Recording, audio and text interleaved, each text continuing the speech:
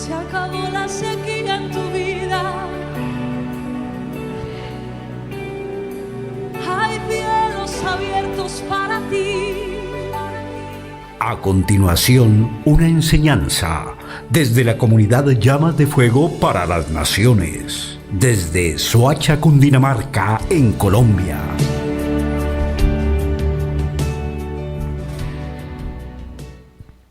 Shabbat Shalom para todos en esta tarde. Damos la bienvenida a todos aquellos que nos están escuchando a través de este audio. Hoy tal vez no estamos transmitiendo físicamente, pero por el audio usted nos va a escuchar a través de la fanpage del Roe Pablo Escalante y de la link Restaurando las Sendas Antiguas.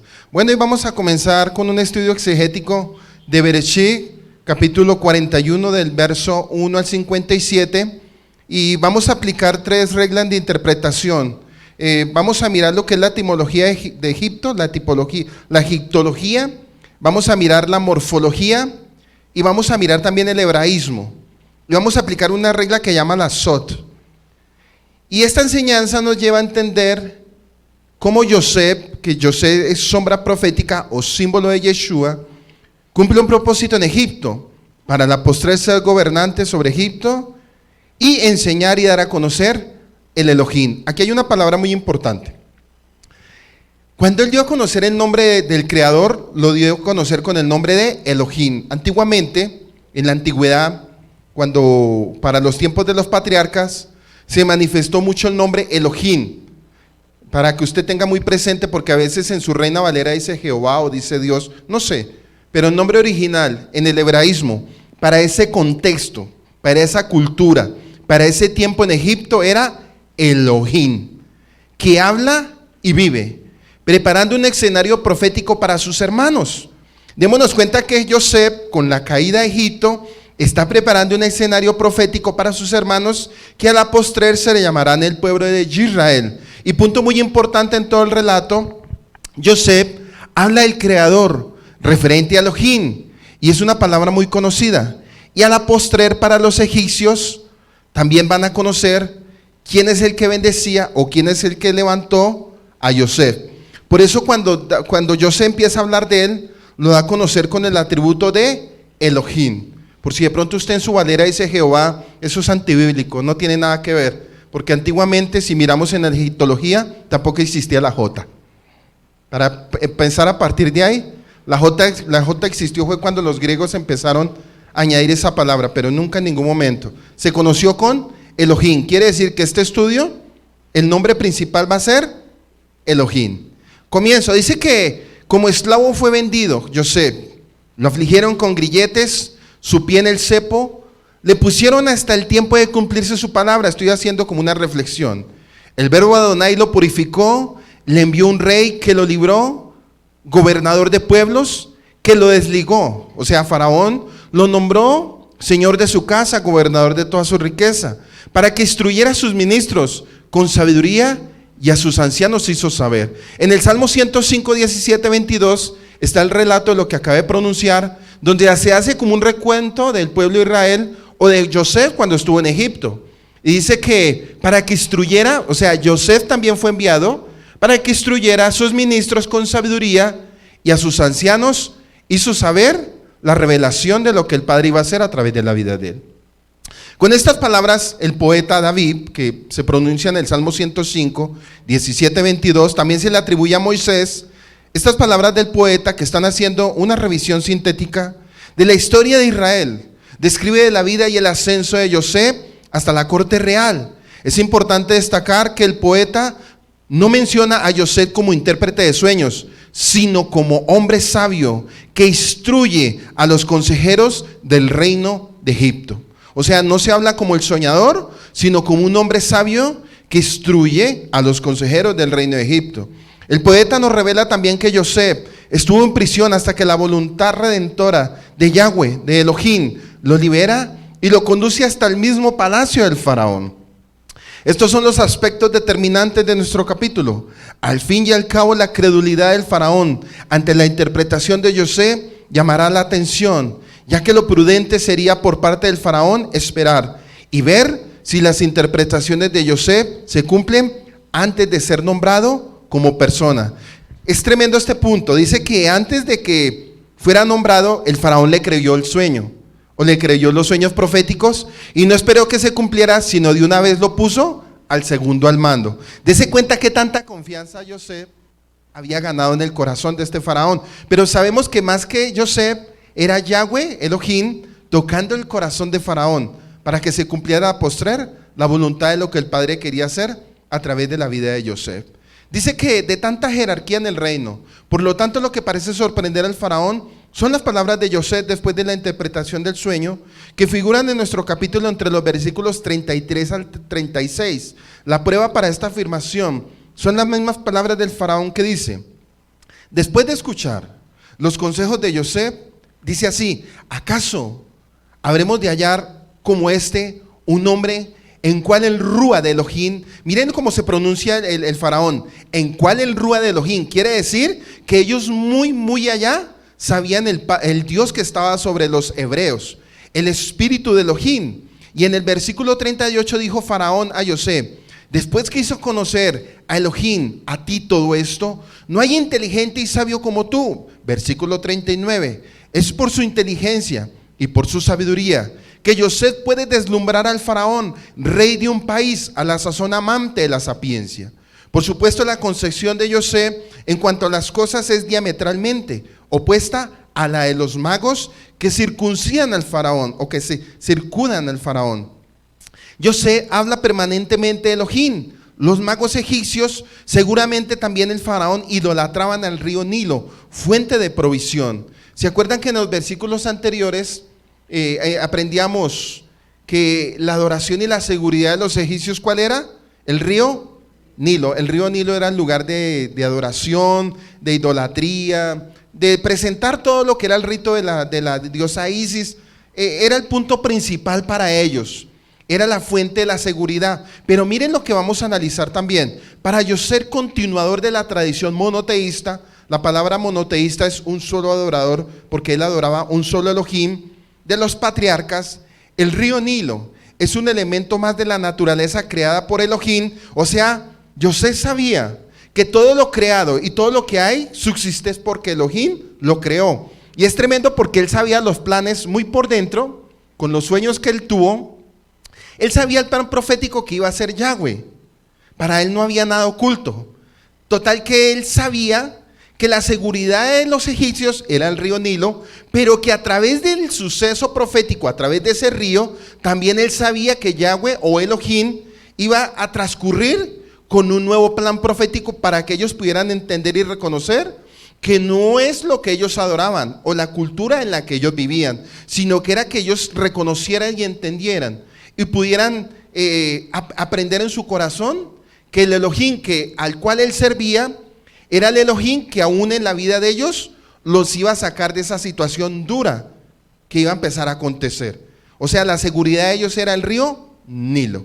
Dice que para José, bueno, listo, dice que José despierta admiración por la valentía y la libertad de sus pensamientos. José combina en su persona una sapiencia profunda con el conocimiento del corazón humano.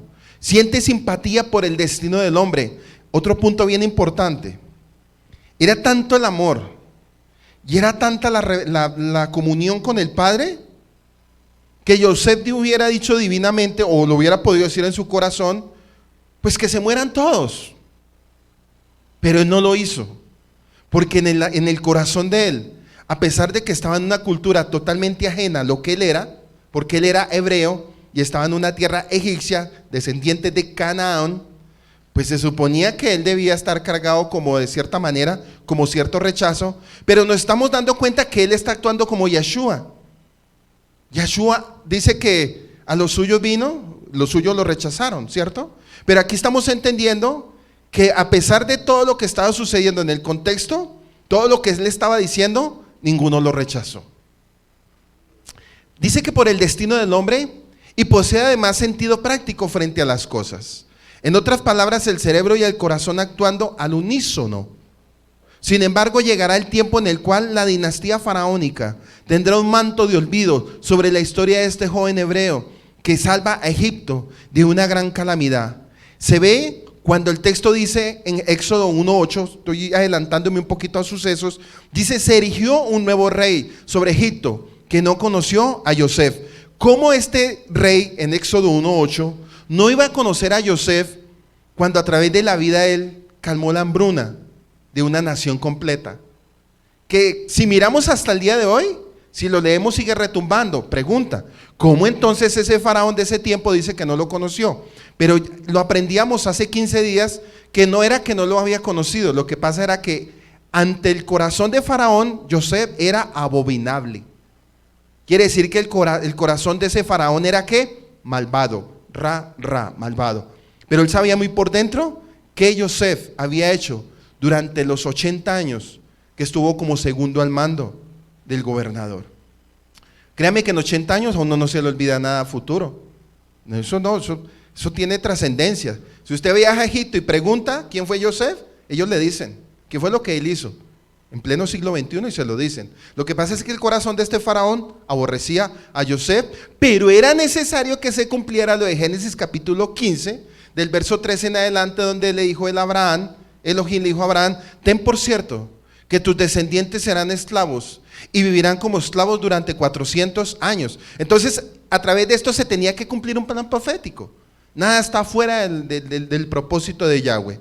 Dice que el olvido parece ser un efecto con muchos adictos en Egipto, pues el jefe de los escanciadores también había olvidado a Yosef, pero Elohim, creador de todo, lo había recordado. Elohim había revelado a Yosef, estando en prisión, el significado de los sueños que tuvieron el copero y el panadero. Eso lo enseñó Andrés hace 8 días.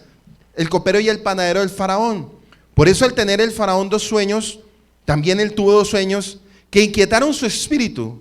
Mandó a llamar a los adivinos del reino sin hallar respuesta. Es entonces cuando el copero recuerda a Yosef y advierte a faraón acerca de sus dotes, permitiendo entonces que Yosef salga de la cárcel.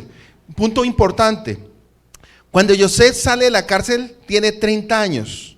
La misma de Yeshua al comenzar su ministerio. ¿Por qué comenzar un ministerio a esta edad? La Torah enseña que el sacerdocio en el templo debe comenzar a la edad de 30 años. Número 4, verso 3. O sea, nada se nos va a salir de la mano. Yosef fue establecido a los 30 años. A los 30 años fue llamado Yeshua para cumplir el plan profético. Toda persona que iba a servir en el templo a la edad de 30 años se preparaba. Entonces, dése cuenta que Yahweh esperó hasta que Yosef tuviera ¿cuántos? 30 años para empezar a cumplir el ministerio tal cual como lo comenzó Yeshua. José había pasado 13 años en Egipto. De acuerdo a la descripción de su conducta, sabemos que todo su ser, cuerpo, alma y rúa estaba rendido a Elohim.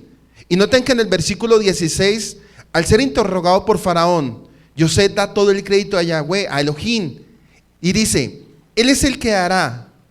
2 años después de interpretar los sueños del copero y el panadero real, a Yosef se le dará la oportunidad de interpretar otro sueño, pero en esta ocasión será del faraón de Egipto, o sea, lo máximo. Y la Biblia narra el sueño que tuvo el rey. Génesis 41, 1-4 dice: y aconteció que al cabo de 2 años, aquí es un punto bien importante, 2 años, supuesto que se refiere del capítulo 40. Acuérdese que del capítulo 40 al capítulo 41 hay un periodo de ¿cuánto? De 2 años. Entonces viene una pregunta: ¿por qué se habla de 2 años? Para los que les gusta estudiar, dice que 2 años significa 2 testigos, significa confirmación de algo que se va a hacer o se está confirmando que se haga. 2 años. Confirmación de lo que se va a hacer, 2 testigos o de algo que se va a hacer. Y esto es increíble, ¿sabe por qué? Porque él, si usted mira en los 2 años de él en prisión, él fue muy tranquilo. Usted en ningún momento va a escuchar quejas de él. Y a veces los seres humanos, nosotros nos desesperamos porque Yahweh no nos da una respuesta por 1 año o por 2 años, o por 7 días o por 10 días. Y a veces se desespera el pueblo. Por eso dígale que está al lado suyo: Dios tiene un tiempo, un día y una hora para la respuesta que usted, por la cual usted está orando, hermano.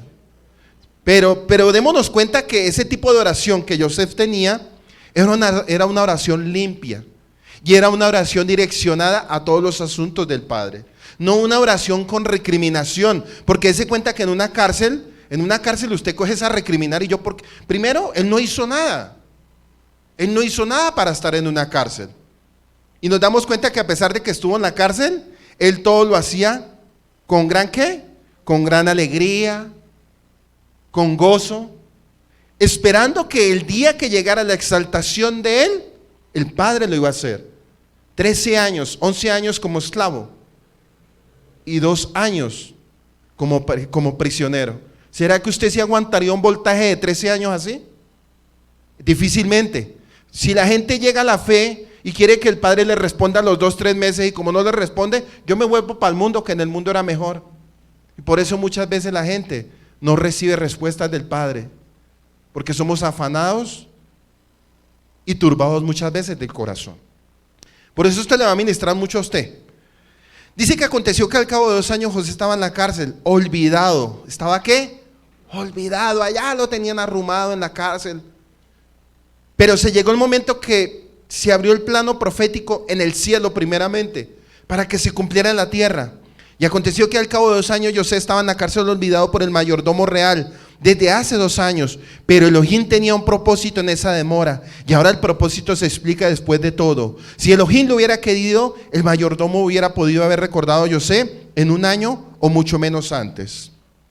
Pero Elohim se movió en su tiempo perfecto. Dígale, tiempo perfecto. Ay, es que Dios no me escucha. Pues de pronto, para los llorones. Ay, es que no me escucha. Es que ya estoy cansado todos los días orando, llorando y Él no me escucha. Cuando usted tenga mucha angustia y esté renegando, vuelva y lea Génesis 41. Y con eso se le doblega su espíritu. Dice que Elohim se movió en su tiempo perfecto. Y aconteció que al final de 2 años Joseph tuvo que estar en la cárcel durante 12 años en total. Esto alude a que el Mesías, Ben Yosef, tenía que sufrir y morir por las 12 tribus de Israel. Esta es sombra profética. 11 años como esclavo, 2 años como prisionero, pero también es una sombra profética de lo que Yeshua tendría que sufrir a la postrer por el pueblo de Israel.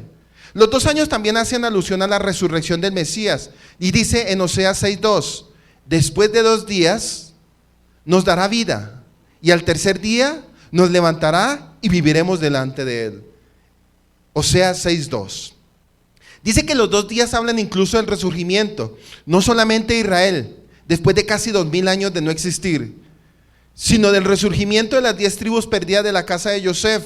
Como Joseph fue sacado de la cárcel al final de 2 años, así sus descendientes serán sacados de entre las naciones al final de 2000 años para volver a tomar su lugar dentro de la nación de Israel.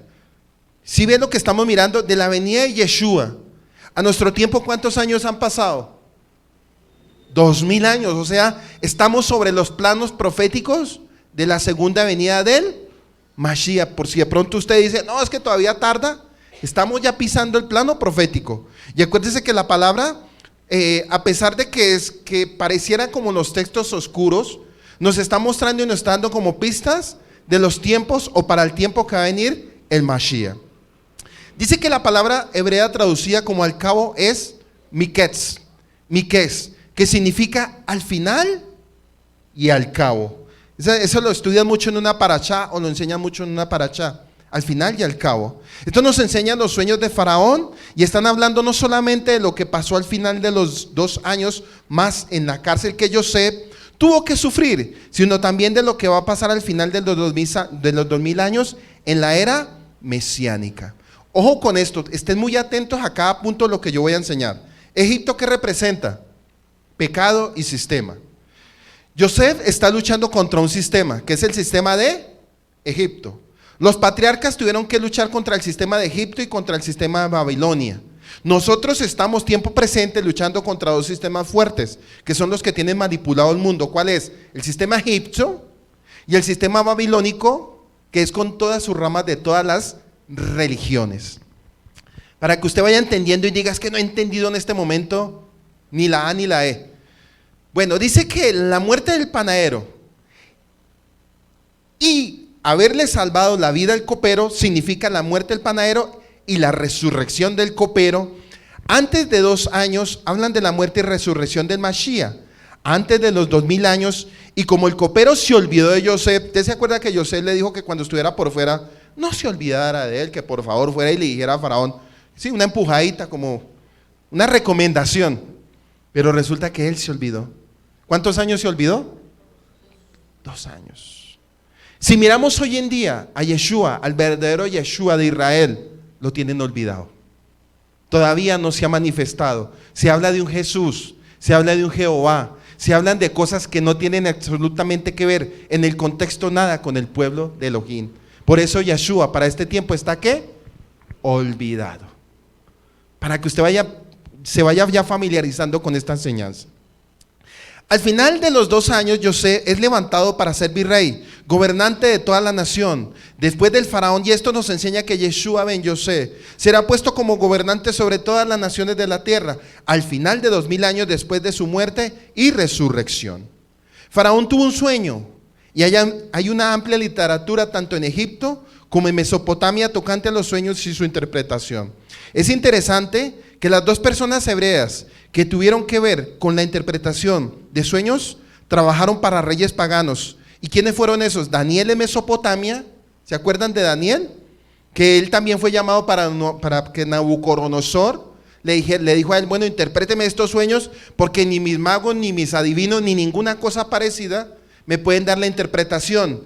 Faraón igualmente lo llamó, pero es que hay una diferencia, que Faraón sí le dijo el sueño, mientras que Nabucodonosor no le dijo nada a Daniel, que es más duro, que uno no le diga nada. Entonces démonos cuenta que un verdadero hombre guiado por el Eterno, el Padre le revela todo, aún sin que la persona uno se lo cuente. Yahweh revela toda revelación profética, aún aunque usted no la cuente. Por eso mucha gente llega aquí a la comunidad y uno le dice, no me diga su vida, tranquilo, yo ya sé quién es usted. ¿Quién le contó? ¿Quién fue el chismoso que vino a contarle? No. Yahweh revela lo que usted es, dígale al que está al lado suyo, porque para Yahweh no hay nada oculto, hermano. Sí, porque no falta, siempre a nosotros nos ha pasado eso, que dicen, bueno, ¿y a usted quién le contó? ¿Quién le contó que yo esto y lo otro? Aquí estamos aprendiendo que es el Rúa de Yahweh, que revela los sueños y las visiones a sus siervos, los escogidos, no a cualquiera. Dígale al que está enseguida suyo y al que me está escuchando a través del audio, por si de pronto usted se creía el profetino o el profetudo, hermano, piénsenlo muy bien antes de que hable, porque todo lo que viene de la boca de Yahweh y puesto en la boca del siervo, se cumple o se cumple o se cumple.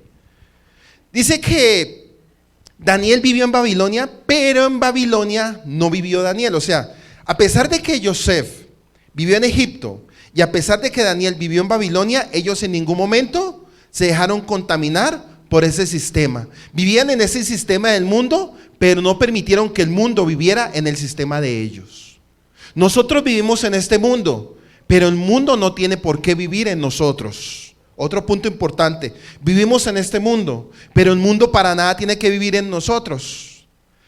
Versículo 2 dice, y de pronto del Nilo subieron 7 vacas de hermoso aspecto y gordas, y pacían en el carrizal. Verso 3 del 41, del capítulo 41. Pero he aquí otras 7 vacas de mal aspecto y físicas subieron del Nilo detrás de ellas y se pararon junto a las otras vacas a la orilla del río Nilo. Y ya entendemos que el río Nilo para ellos, ¿qué era? La seguridad. Y era donde hacían todos los ritos y todas las cosas.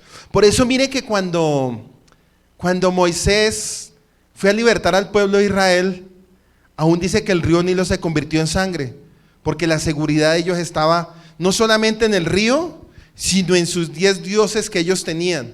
¿Se acuerda que fueron 10 plagas? Entonces, antes de entrar, cuando entremos a Éxodo, ya estamos entendiendo aquí que ellos adoraban 10 tipos de dioses diferentes. Y Yosef tuvo que levantarse en medio de ese sistema y dar a conocer al verdadero Elohim, que a la posterior iba a ser el Elohim de Israel. Dice, porque subían del río las vacas y no venían del campo, ¿cierto? ¿Por qué subían del río las vacas? Porque él vio una visión que salían del río. La lógica no era que vinieran del campo. Entonces, claro, eso conturbó al faraón como que, bueno, ¿será que estoy soñando una pesadilla? Porque estoy viendo vacas salir del río. Y vamos a ver por qué. Dice, porque la tierra de Egipto se abastece del río Nilo. O sea, salían del río Nilo porque la seguridad de ese pueblo era el río Nilo. Y es a través de este río que el hambre puede venir a ellos. Del Nilo, y es a través de este río que el hambre puede venir a ellos. Así el faraón vio que las vacas subían del Nilo, y las vacas simbolizan también el arado, y por tanto la siembra de los cultivos, y las espigas de grano simbolizan la cosecha de los cultivos madurados. De esta manera los dos sueños juntos representan el hecho de que así como Yosef había dicho los 7 años de hambruna, serían el tiempo en que no habría ni siembras ni cosechas. Capítulo 45, verso 6. Pues ya habían pasado 2 años de hambre en medio de la tierra, y aún quedan 5 años en los cuales ni habrá arado, ni habrá siega. Versículo 4 del capítulo 41 dice: y las vacas de mal aspecto y flacas devoraron a las 7 vacas de hermoso aspecto y gordas. Entonces Faraón se despertó, y de Nilo subían 7 vacas gordas y de hermoso aspecto, que apacentaban en el juncal. Las vacas deben haber impresionado a Faraón especialmente en un sentido religioso, porque la vaca era el símbolo para ellos de Isis.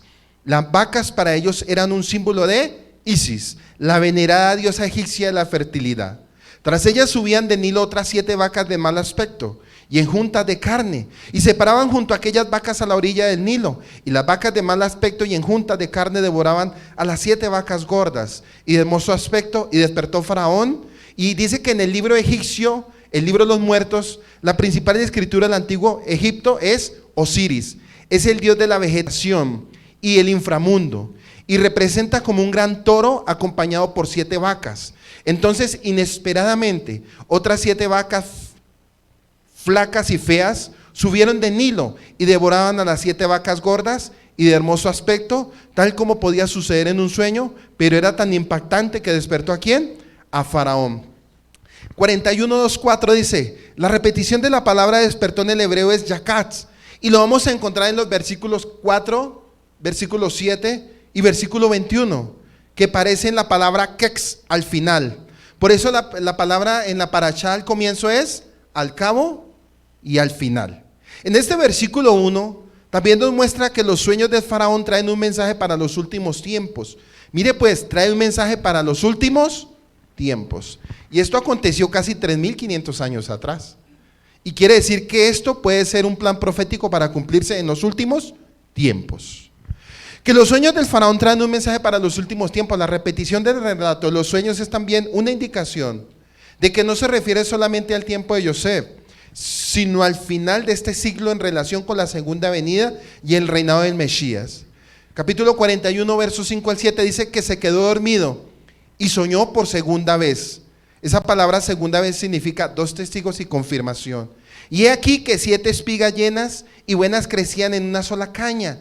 Y he aquí que 7 espigas menudas y quemadas por el viento solano brotaron después de aquellas tierras. Aquí la palabra viento solano son esos vientos que vienen de Arabia, que son esos vientos de esos soles acalorados que suben casi a 50 grados y vienen de los territorios de Sheir, de los montes de Arabia, y corrían hacia los territorios de Egipto, y ese sol y ese viento lo que hacía era quemar totalmente las cosechas. Dice que también, y las espigas menudas devoraron a las 7 espigas gruesas y llenas. Entonces Faraón despertó y aquí era un sueño. Entonces él dijo: no, eso es un sueño, no, eso no le paremos bolas. Y se volvió a dormir y soñó por segunda vez. ¿A cuántos les ha pasado que tienen un sueño y vuelven y se acuestan y vuelven y lo sueñan por segunda vez? ¿Sí? Pero ojo que sean sueños con revelación, no sueños de locos chiflados, no, sino sueños de revelación, ¿sí? Porque no faltan los que dicen: yo sueño hasta 4 veces, pero resulta que a usted no se le cumple nada. Eso ya es locura, hermano. O fue que comió ese día algo y le sentó mal. Una de las dos. Dice: y se volvió a dormir por segunda vez, y he aquí 7 espigas gordas y buenas y crecían de un mismo tallo. Sin embargo, he aquí otras 7 menudas y resecas por el viento oriental brotaban después de ellas. Estamos en el versículo 5-6. Pero se volvió a dormir y soñó por segunda vez. Él estaba afuera mirando un campo de granos común en las llanuras fértiles de Egipto. Mientras él miraba, aquí 7 espigas gordas y buenas crecían en el mismo tallo.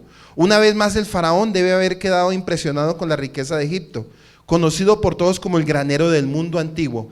Egipto era conocido como el granero antiguo del mundo, tanto que los territorios de Canaán y aún de Mesopotamia iban a Egipto a comprar lo que era el grano. O sea, era una potencia mundial. Para que usted de pronto en su imaginación con esta enseñanza no mire a Egipto como un pueblito con poquitos habitantes. No, es que eso era chiquitico, no. Era un imperio muy grande y era la potencia a nivel del mundo en los comienzos de los tiempos bíblicos. Pero entonces sucedió otra vez, otras 7 espigas menudas y resecas por el viento oriental brotaban después de ellas. Ezequiel 17:10 dice: he aquí que está plantada, será prosperada, no se secará del todo cuando el viento solano la toque, en los surcos donde se creció se secará. Eso es una profecía en Ezequiel 17:10. Pero también hay otra profecía en Oseas 13:15 y 16. Dice: tal vez vuelvas a prosperar, le dijo al pueblo de Israel, pero yo destruiré como el viento del desierto, que seca los manantiales. Entonces tus enemigos se adueñarán de tus tesoros. Castigaré a Samaria, tu ciudad capital, porque su gente se rebeló contra mí. Sus habitantes morirán en la batalla, y sus niños los estrellarán contra el suelo, y partirán en dos a las embarazadas. Este era un plan de profecía para ese tiempo sobre Israel, haciendo analógicamente lo que estoy explicando, para mirar qué traía la desobediencia o el orgullo de una nación. En este caso, lo que está sucediendo con José sobre el pueblo de Egipto era el plan profético para preparar el terreno espiritual para la venida del pueblo o los hermanos de José que iban a llegar a Egipto. Y démonos cuenta que cuando empieza a suceder esto, vamos a mirar en los capítulos 43, 44, que empieza, 42 y 43, baja Jacob con toda la familia, porque ya la hambruna empieza a verse también en Canaán. Entonces dicen ellos: descendamos ¿a dónde? Descendamos a Egipto, porque Egipto era la tierra principal donde todos los compradores a nivel de los territorios de alrededor iban y compraban. Pero lo más tremendo es que Egipto también empieza a suceder la escasez, o va a empezar a suceder una escasez y una hambruna, y ahí es cuando el padre tiene que levantar ¿a quién? A José, para que le hable a Faraón y le diga: bueno, tenemos que hacer esto. Con este sueño que tú tuviste o con esa revelación. Otro punto importante: Faraón era un brujo, y eran los brujos mayores él era la cabeza principal de todo eso. Él era un brujo, pero démonos cuenta que ni aún pudo él entender. Como él no lo entendió, y él era como un brujo mayor, o un adivino, o un hechicero, convocó a sus adivinos y a toda su corte, digámoslo así para no exagerar tanto, y a todos les preguntó, bueno, les dijo: yo tuve este sueño, y parece ser que ninguno de ellos entendió ni mu, no entendieron nada. Y ahí fue cuando el copero dice: venga, en la cárcel hubo alguien que me profetizó algo, dijo que el panadero le iban a dar de piso y a mí me iban a sacar. Yo creo que así es como lo me adivinó a mí. Yo creo que, señor Faraón, yo creo que este sueño que usted está teniendo, yo creo que ese muchacho hebreo, como pequeñito, de aspecto muy joven, como muy maduro, porque estaba en plan de formación para lo que a la posterior iba a ser Yahweh, vamos a llamarlo a él, a ver si de pronto le atina el sueño. Esto también nos enseña algo, aplicación. Dice la carta a Timoteo: que no te menosprecien por tu juventud.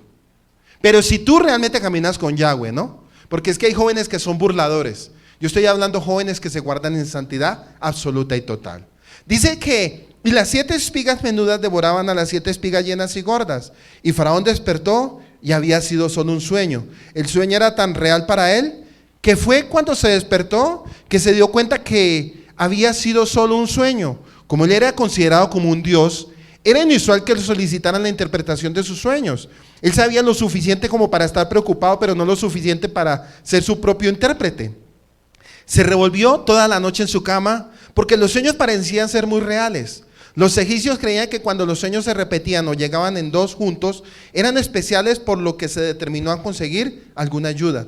Verso 8. Y sucedió que por la mañana su espíritu estaba turbado y mandó a llamar a todos los adivinos de Egipto y a todos sus sabios. Y Faraón les contó sus sueños, pero no hubo quien se lo pudiera interpretar. Les contó sus sueños, pero no había quien se los pudiera interpretar. Los magos de Egipto eran impresionantes, pero que no podían interpretar los sueños. Faraón sabía que eran importantes, pero nadie pudo dar una explicación adecuada de su significado. Los Hapturim egipcios, que traducimos como los magos, eran muy conocidos en la corte del faraón. Los veremos actuar en repetidas ocasiones en los relatos incluidos en los primeros capítulos del libro de Éxodo. La capacidad de los magos para desentrañar el sueño del faraón convierte el triunfo de Yosef en más grande, aún para faraón. Relató sus sueños, mas no había quien se los interpretara a faraón. Le fueron ofrecidas varias interpretaciones por parte de los magos, mas ninguno era aceptable para faraón, porque no le satisfacía, su mente estaba en problemas, por lo que envió a llamar a dos grupos. En primer lugar, mandó a llamar a los magos, que en hebreo son los charturín, que significan escribas sagrados. Eran del mismo oficio que los hombres que se opusieron a Moisés en Éxodo 7:11. ¿Ustedes se acuerdan cuando Moisés y Aarón enfrentaron a los brujos? Que ellos convertían una serpiente, que llegaban los magos de ellos y convertían la serpiente, y llegaba Moisés a través de la vara y botaba la vara y se convertía en una serpiente mucho mayor y se comía la otra. Entonces démonos cuenta que esos magos no eran cualquiera, para que usted vaya pensando. En ese momento, ¿qué hizo Yahweh? Le cerró la mente a los brujos y los hechiceros para que no pudieran entender la revelación que el Padre tenía sobre la vida de Yosef.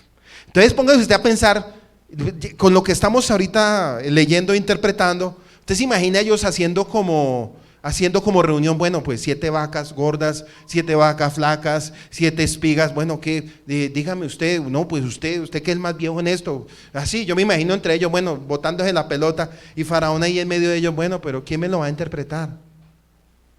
Y ninguno pudo. Entonces usted se imagina también el susto y el miedo de ellos al no poder interpretar. ¿Ustedes se acuerdan en Daniel? En Daniel, los que no interpretaran los sueños, ¿qué le hacían? Los mataban. Pues aquí no está escrito, pero yo me imagino que algo muy parecido podía suceder.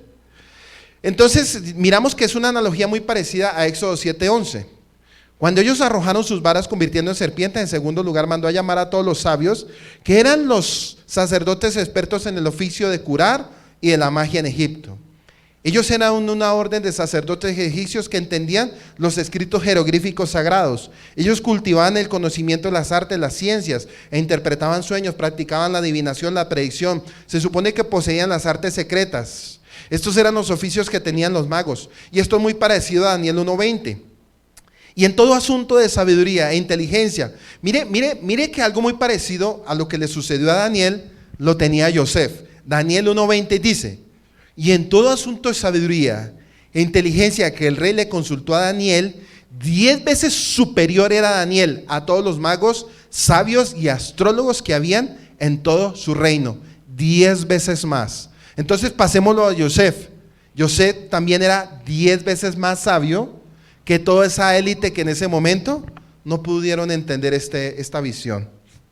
Dice entonces que Faraón dijo a los dos grupos sus sueños, pero no había quien los interpretara a Faraón. A pesar de que se suponía que ellos eran expertos, más tarde otro grupo de magos, estamos mirando en Babilonia, haciendo analogía, también eran incapaces de interpretar el sueño de un rey. Y Adonai usaría otro esclavo hebreo, Daniel, para mostrar que no importa lo poderoso que pueda ser una nación, no está más allá del control soberano del Eterno. Daniel 2, del 1 al 49, para que usted lo apunte y lo lea en su casa.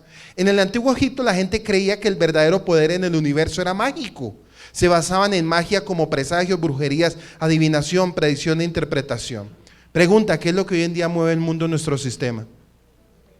La brujería, la adivinación, los presagios, la predicción. Es tanto. Hoy, ¿qué están celebrando en el mundo? El amor y la amistad, ¿cierto? Entonces los que son adivinos, sortílegos, hechiceros, todo eso, dejen de estar diciendo, no, hoy es un día especial para ti, ¿cierto? Hoy es un día especial. Entonces el que lee el periódico, y como son paganos todos, hoy es un día especial para que tu novia te dé todo a ti. Paganismo, brujería y hechicería. Pues haciéndolo a base de comentarios chistosos, ¿no? Pero es muy parecido. Dice que la predicción y la interpretación, sueños para manipular, según ellos, a los dioses. Según ellos decían que ellos podían manipular todos los dioses del universo. Entonces llamaban a los magos y le decían, bueno, brujos, hechiceros, muevan todo lo que se mueve en los astros, en los estos, en los otros. Pero sabemos que nada se mueve sin la voluntad de Yahweh. Entonces póngase usted a pensar, unos mirando para, bueno, con este sueño profético yo me imagino que unos de los brujos de los magos saldrían y mirarían las estrellas, otros mirarían el Nilo, otros cogerían las varas, otros cogerían espigas, otros quemarían incienso. Bueno, como hoy en día vemos los brujos, los que han ido a consultar brujos podrán entenderme lo que yo le digo, que van donde el brujo y el brujo le dice, espere, guarde tantico, ya le miramos el futuro. No. Entonces yo creo que en ese momento ellos, bueno, pero ¿qué le decimos a Faraón? Si ninguno entendemos, 7 vacas gordas, 7 vacas flacas, 7 espigas y unas espigas cogen a las otras, la verdad, ni mu, no entendemos nada. Pero era necesario que esto se cumpliera para que el siervo de Dios fuera, ¿qué? Exaltado. Y si miramos para nuestro tiempo, es muy parecido. ¿En qué sentido? Esta aplicación, aquí hay una aplicación muy bonita. Los verdaderos hombres de Dios, no los falsos ni los que se ponen, porque en las religiones hay mucho falso profeta, brujos y adivinos también. Los verdaderos hombres de Dios, cuando Yahweh les da una revelación, la revelación se cumple o se cumple. Si es un falso profeta o un adivino, un hechicero, como vemos desafortunadamente en todas las religiones, eso nunca se cumple. Pero a veces Yahweh permite que eso se cumpla para aquellos que se extraviaron de la verdad y se complacieron en la injusticia. También Yahweh a veces permite un poder engañoso para que para esos rebeldes se les cumpla todo también. Y esos son los antitorá. Porque usted a veces dirá, pero vino tal profeta y se cumplió tal visión. Eso no quiere decir que tal profeta sea bueno también. Eso quiere decir que Yahweh lo permite para aquellos que se extraviaron de la verdad y se complacieron en la injusticia. Por eso Yahweh permite un poder engañoso. Porque para que Yahweh le revele a usted algo, ojo con este punto, si Yahweh a usted le está revelando algo y usted camina en el Rúa de Yahweh, y ese sueño es un sueño profético, tal vez ese mismo sueño profético que Yahweh se lo está dando a usted, se lo puede también transmitir al siervo en la comunidad. Y los dos se reúnen y lo hablan y se cumple porque era plan profético de Yahweh. Para que usted vaya entendiendo cómo son los planes proféticos del Padre. Se lo da a usted, se lo puede dar 1 o 2 veces, pero lo tremendo es que se lo puede también manifestar al siervo de la iglesia. Y si ese sueño está conectado con el siervo de la iglesia, quiere decir que eso viene de parte del Padre. Para que usted vaya aprendiendo, porque hay puntos que de pronto usted no ha aprendido, y hoy los va a empezar a entender. Dice que Adonai usaría otro esclavo hebreo, Daniel, bueno, ya lo leímos. Entonces miramos que a través de toda esta situación, se acuerdan de José. Ahí viene, se acuerdan de José. Todo en el palacio real sabían que Faraón había tenido un sueño, pero nadie podía interpretarlo. Fue en ese momento que el copero del rey se acordó de Yosef, el joven hebreo que le había interpretado atinadamente, porque a veces la gente dice, uy, le atinó. No, es un sueño que se revela. Su sueño en prisión con el fin de tener significado y satisfacción en la vida. Cuando todos los magos y sabios fueron llamados y el faraón les contó sus sueños, el jefe de los coperos estaba escuchando después de toda su posición, era estar al lado de faraón y atender a todas sus necesidades. Cuando ninguno de los magos podría dar la interpretación a faraón, el copero se acordó de Yosef y dio un informe, 41:9-13. ¿Cuántos años habían pasado de que José había interpretado el sueño del copero? ¿En qué cree que Yosef se ocupó durante la espera? ¿Qué hizo Yosef durante 2 años allá? Si, póngase usted a pensar que usted lo dejen encerrado en un cuarto 2 años, ¿qué puede usted pensar? O que de pronto, aquí estamos hablando de una prisión. En una prisión lo único que entra es luz, y eso. O en una prisión de pronto le dan salida 1 sola vez al día, tome sol para que no se... cosas así. Entonces nos damos cuenta que a pesar de todo eso, el corazón de Yosef estaba siempre conectado al corazón del Padre. Y en la prisión donde él estaba, era donde metían a todos los políticos. Él no estaba en cualquier prisión. Estaba en la prisión donde metían a los políticos. Entonces usted podrá imaginarse él hablándole de Yahweh, de Elohim a todos los presos. Mi padre es bueno, mi padre es hermoso. Y ellos, si es tan hermoso, ¿por qué él lo tiene aquí?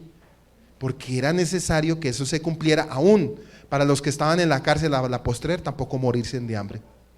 Si el Padre utiliza situaciones que a veces no logramos comprender ni entender. Por eso cuando viene un proceso o un plan divino de Yahweh para hacer algo, a veces no lo logramos entender y no lo comprendemos y resultamos renegando de lo que a la postrer va a ser una bendición. Por eso uno ve gente llorando y llorando y quejándose, y después cuando el padre le da la respuesta, uno lo llama otra vez y le dice, ¿sí ve? ¿Sí ve por lo que usted estaba renegando? ¿Sí ve por lo que usted estaba llorando? ¿Y la persona cómo queda? Como condorito. Dice que cuántos años habían pasado desde que José había interpretado el sueño del copero. ¿En qué cree José que se ocupó durante la espera? ¿Qué hizo que el copero se acordara de Yosef, el joven hebreo que le había interpretado atinadamente un sueño en la prisión? Génesis 41, 9, 13. Entonces el jefe de los coperos habló a Faraón diciendo, quisiera hablar hoy. Miren lo que dice él, quisiera hablar hoy de mis faltas, de mi pecado. Cuando Faraón se enojó con su siervo y me puso bajo custodia en la casa del capitán de la guardia, a mí y al jefe de los panaderos. Él y yo tuvimos un sueño en una misma noche. Cada uno de nosotros soñó según la interpretación de su propio sueño. Y allí estaba con nosotros un joven de 17 años, o tal vez de 22 o de 23, que para mi parecer todavía es un joven inexperto. Un siervo del capitán de la guardia, y se los contamos, y él nos interpretó los sueños a cada uno, interpretó su sueño, y aconteció que tal como nos lo había interpretado, así sucedió. A mí me restableció Faraón en mi puesto, pero al otro lo ahorcó. Y eso lo vimos en el capítulo anterior. El copero reconoció su falta al olvidarse de José, pero había llegado el momento indicado y el copero le contó al rey sobre José. De inmediato Faraón mandó a llamarlo para ver si podría interpretarle sus sueños. Cuando era la hora de Elohim para sacar a José de la cárcel, todo sucedió, ¿qué? Dice ahí, apresuradamente. A menudo sentimos que hay largos periodos de tiempo en que Elohim no hace nada, pero en su tiempo todo puede ser de un instante para otro. Cuando sentimos que Elohim no está haciendo nada, Él está haciendo el trabajo. Miren, este punto muy bonito, y eso lo hemos aprendido nosotros como comunidad. Cuando a veces parece que Yahweh no habla, Él está hablando. Cuando a veces parece que Yahweh estuviera lejos, es cuando más cerca está de usted. Cuando usted se siente que nadie está alrededor suyo y que usted llora y que ninguno lo comprende, ninguno lo entiende, que usted en el momento más difícil de su vida está esperando que llegue un mensaje, es cuando el Padre menos comunica algo. Pero ¿sabe por qué lo está haciendo? Dígale que está al lado suyo, madurando el carácter de formación. Está madurando porque es que yo le digo algo, a un inmaduro Dios no se le revela. Lamento decirle algo hoy, a un inmaduro Yahweh no se le revela. Porque un inmaduro donde se le revele y a la final no haya sido transformado su corazón, a la final no va a servir de nada.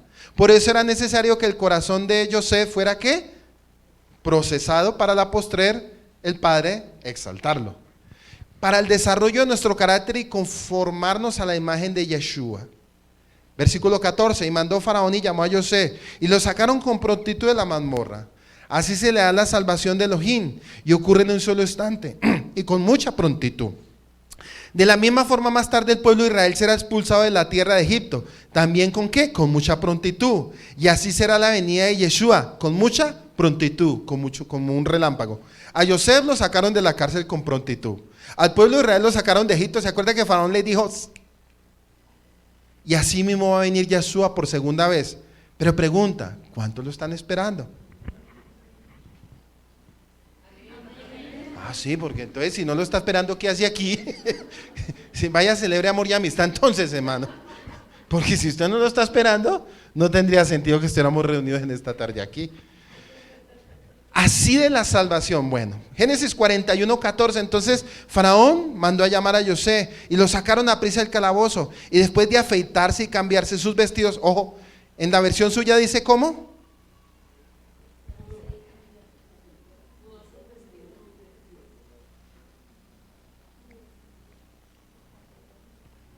Bueno, vamos a mirar por qué le hizo hacer eso a él. Y ahí nos toca mirar egiptología, no hebraísmo. En el hebraísmo no hay respuesta de nada. Después de afeitarse y cambiarse sus vestidos, se afeitó y mudó sus vestidos. De nuevo tenemos aquí la costumbre egipcia, no solo de rasurarse la barba, sino de rasurarse todo el cuerpo y limpiarse completamente antes de presentarse ante Faraón. Y eso significaba porque ellos estaban piojosos. Quiere decir que como él estaba en la cárcel, él estaba ¿qué? Piojoso. Entonces, en son despectivo, le hizo rasurar su cabeza y todo el resto de su cuerpo, como en pocas palabras, para que no me contamine con sus piojos. Y saber que cuando hubo la maldición de las 10 plagas, ellos se llenaron de piojos y tan orgullosos, ¿no? Vino Faraón, a partir de ese momento la vida de José cambió, él ya no regresó a la cárcel, sino que se quedó en el palacio real. Había llegado el momento del cumplimiento de los sueños que José tuvo en su juventud. ¿Dónde los tuvo? En la juventud. Por eso, aquel que está alineado a los asuntos del Padre, miren, cada punto nos lleva a una aplicación. De pronto muchos jóvenes sueñan, ¿sí? Hay jóvenes que pueden estar soñando asuntos del Padre, y de pronto los adultos le dicen, usted está muy niño todavía, madure. Pero no, de pronto el Padre le está mostrando algo que a la postre lo va a hacer en él. Porque tenemos una cultura o tenemos una costumbre que cuando sueña un niño uno dice, son niñadas, ¿sí? Y tal vez a José en estos sueños, cuando él le habló a sus hermanos, dirían, esas son niñadas suyas que nosotros no le vamos a inclinar a usted, que las estrellas y el sol se le van a inclinar a usted. Usted todavía es un niño inmaduro, porque él era un joven de casi 14, 15 años. Por eso la palabra dice que nadie te menosprecie por tu juventud. Y qué bonito es uno, miren, es un punto muy bien importante, qué bonito es uno tener jóvenes que cumplan el plan profético como Joel capítulo 2, dice que los jóvenes soñarán sueños y verán visiones. Y qué hermoso es uno ver los jóvenes aquí en una comunidad, que Yahweh les revele revelaciones que van a suceder a la postrer. Pero lo importante es que ellos a través de eso no se desconecten del plan profético, porque es bonito cuando uno los ve así pequeños escribiendo, anotando, muy juiciosos, pero qué triste es cuando se salen de todo el plan de Dios y arruinan todo lo que Yahweh tenía preparado para ellos. Por eso todo plan profético el Padre lo empieza a alinear desde muy corta edad. No quiere decir que él lo haga con un adulto, él lo hace con el que quiere y como quiera, pero yo estoy aquí refiriéndome a la juventud. De pronto los niños, un niño tiene un futuro muy grande en las manos de Yahweh. Detrás de un niño pueden haber muchas multitudes, y si el niño y el joven entienden lo que el Padre le está hablando, a la postre puede ser un gran instrumento, tal cual como lo hizo el Padre con José, para que vayan entendiendo que para Dios no hay nada imposible, para el Padre no hay nada imposible. Entonces dice que la Biblia dice que lo sacaron a prisa a José del calabozo después de esperar años por su liberación. El momento había finalmente llegado. Ahora él estaba listo para cumplir su propósito. Y a veces el Adonai nos hace esperar por las promesas que nos da, pero cuando llega el tiempo indicado todo se da de una forma rápida. Así será también en los últimos tiempos cuando comience a suceder lo escrito. Y esto sucederá en forma rápida y por eso debemos estar preparados. Apocalipsis 1, versículo 1 al 3 dice, Elohim le ha mostrado a Yeshua lo que pronto sucederá, para que él lo enseñe a sus siervos. Por eso Yeshua se lo ha comunicado a Juan su servidor por medio de un ángel, y a Juan puesto por escrito a toda la verdad.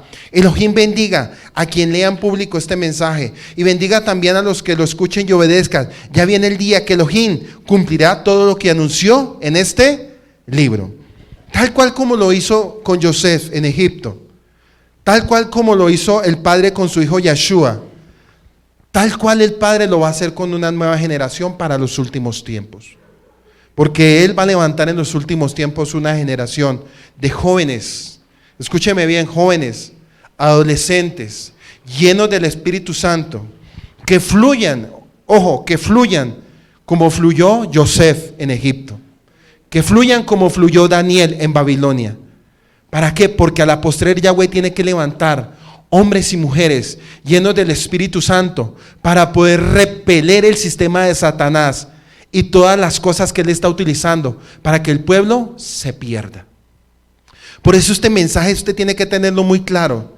José supo soportar todo el sistema de Egipto. Nosotros tenemos que soportar todo el sistema de Egipto y todo el sistema babilónico con todo lo que trae.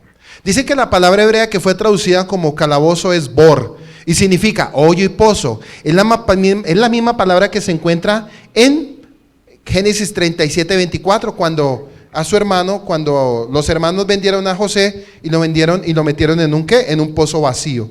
Como habíamos dicho antes, esto habla de la muerte también del Mesías, tanto por el pueblo de Israel como por el mundo gentil. Dice que lo sacaron, nos lleva una analogía y habla de la resurrección del Mesías. Dice que habla de la resurrección del Mesías. No salió de la muerte mediante su propia fuerza, fue resucitado por el Padre, como está escrito en Hechos 2, capítulo 24, dice, el cual Elohim levantó sueltos los dolores de la muerte, por cuanto era imposible que fuera retenido por ella. ¿Qué quisieron hacer los hermanos con Joseph? Matarlo. Pero Yahweh no permitió, porque pues Yosef era un plano profético. Lo mismo sucede con Yeshua.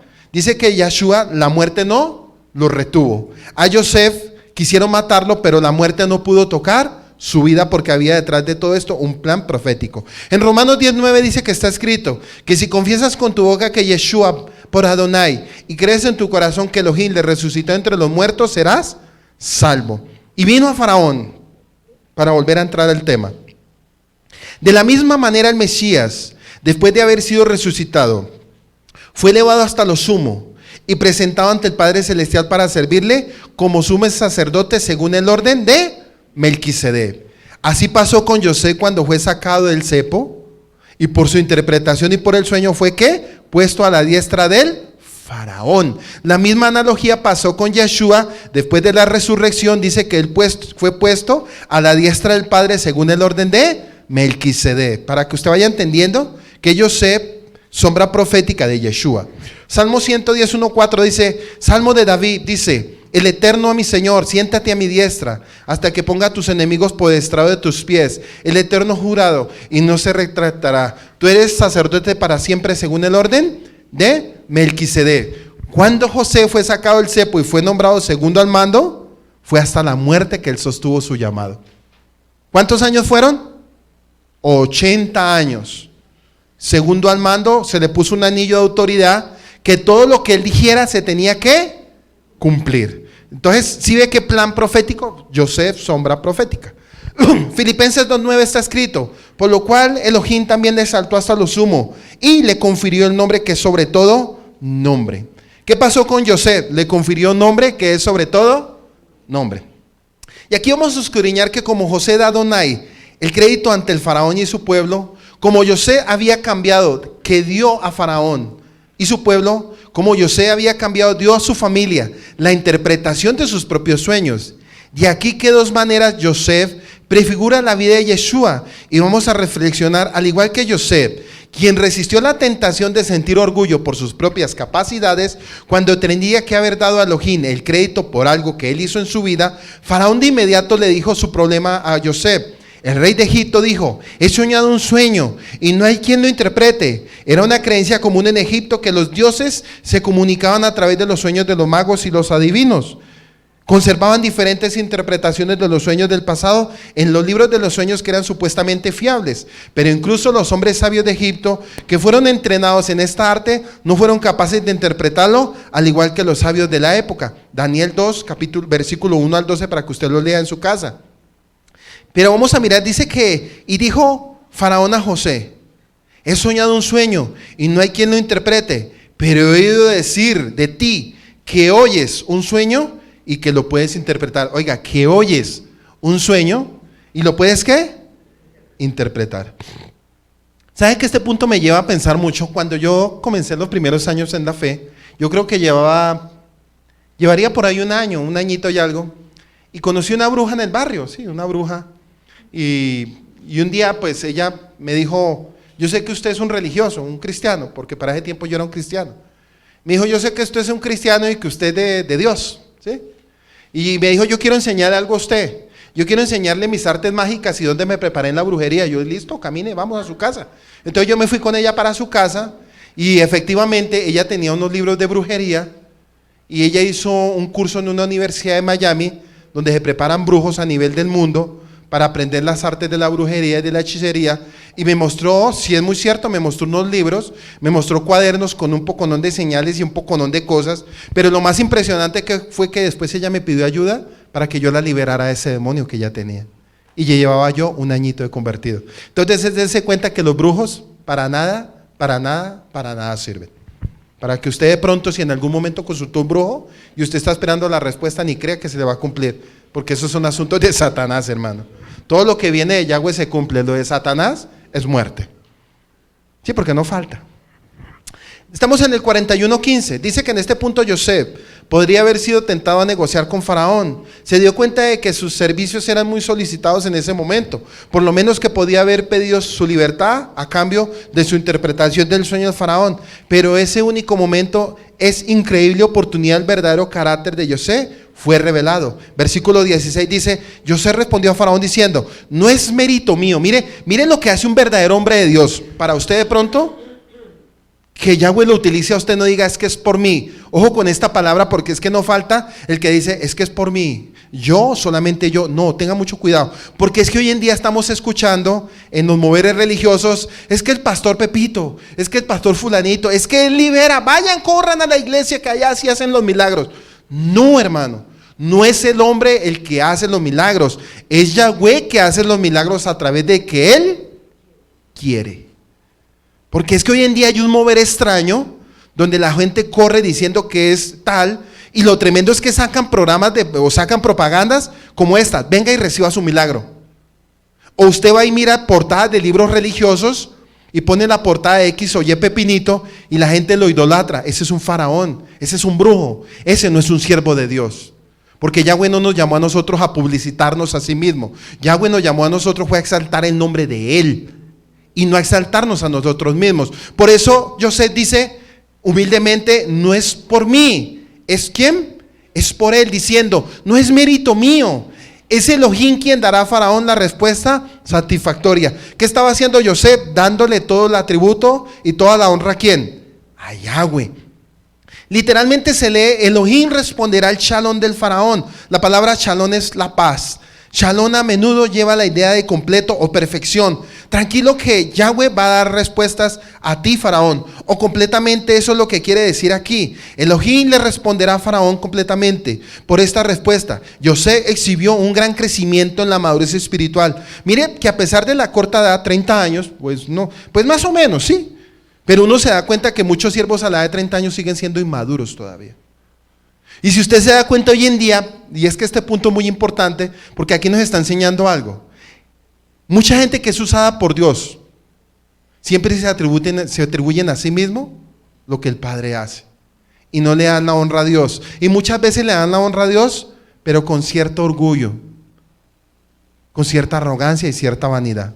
Pero aquí nos estamos dando cuenta, 2 años en la cárcel, sale y le da la honra al Padre. Le dice, señor Faraón, no es atributo mío, no es lo que yo soy.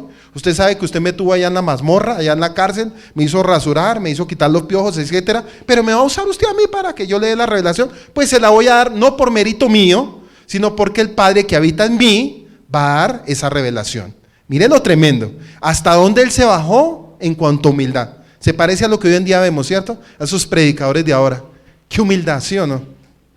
Literalmente lee que Elohim responderá a la shalom del Faraón, porque ya alcanza una madurez espiritual. José, desde la época de sus propios sueños anteriores en Canaán, entonces él había antagonizado con su familia, llamando la atención sobre su propia superioridad. Ahora, sin embargo, él se ganó la confianza y el respeto de un rey pagano y su corte, por su habilidad propia y dando todo el crédito a Adonai. Sus años de esclavitud y encarcelamiento de hecho le habían enseñado humildad y paciencia. ¿Qué enseña la esclavitud y la cárcel? Pero estamos hablando las cárceles espirituales, ¿no? No física. Aquí estamos mirando que hay gente que dice, pero es que yo no veo respuesta. 1 año, 2 años, 5 años, 10 años. La verdad yo no sé si el Padre me llamó. No, llegará el momento, llegará el día y llegará la hora que el Padre va a responder si es que realmente Él le habló lo que va a cumplir en usted. Pero también se necesita ¿qué? Humildad y paciencia. En lugar de llamar la atención sobre los fracasos de los magos y haciendo hincapié en sus propias fuerzas, él actuó con mayor cortesía y moderación y dirigió toda la alabanza solo a Elohim. Tanto José como Yeshua fueron levantados por la mano de Elohim. José respondió a Faraón diciendo, no es mérito mío, es Elohim quien dará a Faraón respuesta satisfactoria. Estamos en el versículo 16. Es evidente que la intervención divina de José habría sido dejado languidecer en prisión hasta morir. Fue Elohim quien, turbando el espíritu del Faraón en un sueño, provocó su liberación. El mismo José reconoció esto como que se desprende de sus palabras a sus hermanos más adelante. Por eso Elohim me envió delante de vosotros para preservaros un remanente en esta tierra y para darles vida por medio de una gran liberación. Así que no me enviasteis vosotros acá, sino Elohim. Berechit 45, 7 y 8. Ahí es cuando ya Él se les revela a ellos que Él es el hermano. Por eso él le dice en el capítulo 45 a ellos que Elohim lo había mandado él adelante para preparar terreno para ellos. Pero ellos no habían entendido las revelaciones que él tuvo en lo que fue Génesis capítulo 37, que fue cuando les dijo a ellos que como espigas ellos se iban a hincar delante de él. Así fue que como nuestro Señor Adón Yeshua, porque Elohim lo levantó de los muertos, Hechos 2:24 dice, el cual Elohim resucitó, suelto los dolores de muerte, por cuanto fue imposible que fuese retenido por ella. Versículo 17 al 24 del capítulo 41. Entonces habló Faraón a José: en mi sueño aquí yo estaba en pie a la orilla del Nilo, y he aquí que el Nilo subían 7 vacas gordas y de hermoso aspecto que apacentaban entre el junco, pero aquí tras de ellas subían otras 7 vacas de mal aspecto y en juntas de carne, como no lo había visto en toda la tierra de Egipto. Y las vacas flacas y malas devoraron a las 7 primeras vacas gordas, y estas entrando en sus entrañas, pero no se notaba que hubieran entrado en sus entrañas. O sea, se las comieron las flacas, pero siguieron siendo flacas. Entonces él dice, pues se comieron a las gordas, pero yo miré que como que seguían siendo flacas. Le dice así, porque su apariencia era tan mala como al inicio. Luego desperté con problemas. Después vi en mi sueño que 7 espigas llenas y buenas brotaban de un mismo tallo, pero he aquí 7 espigas marchitas, menudas y resecas por el viento oriental. Ya entendimos qué significa el viento oriental del solano. Crecían después de ellas, y las espigas menudas devoraban a las 7 espigas buenas. El texto dice que los adivinos de Egipto no habían podido interpretar el sueño. En el 41:8 dice que ellos no pudieron entender ni mu. Algunos comentaristas dicen que puede ser algunos sabios y sabios de la interpretación, pero no se atrevieron a decirle la verdad por miedo. Dicen, algunos midrash dicen que ellos sí sabían, pero por miedo no se lo interpretaron. Eso es mentira, eso ya es concepto judío. ¿Por qué? Porque ellos rechazan a Yosef. Los judíos rechazan a Yosef, porque saben que Yosef es sombra profética de él. Mashiach. Entonces todo lo que tenga que ver con el Mashiach en el Antiguo Testamento lo rechazan, porque los judíos para nada aceptan al Mashiach. Por si usted de pronto no lo sabía. Dice que en Egipto las vacas es el símbolo de Isis, la diosa de la tierra, la cual los egipcios creen que se encargaba de todo lo relacionado con la tierra, la agricultura y los alimentos. En el sueño el rey y las vacas salían del Nilo, que es la fuente de la fertilidad de toda la tierra de Egipto. José no solo tenía el don de interpretar sueños, sino que también el valor de hablar la verdad, tal como lo vimos en el caso de los sueños del copero y el panadero.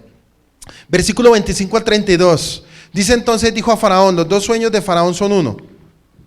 Dios ha anunciado, o Elohim ha anunciado a Faraón lo que va a hacer. Las 7 vacas buenas son 7 años, y las 7 espigas buenas son 7 años, los 2 son uno solo. Las vacas y las espigas son un solo sueño, y las 7 vacas flacas y feas que subieron detrás de ella son 7 años, y las 7 espigas quemadas por el viento solano serán 7 años de hambre. Y esto es lo que ha dicho a Faraón.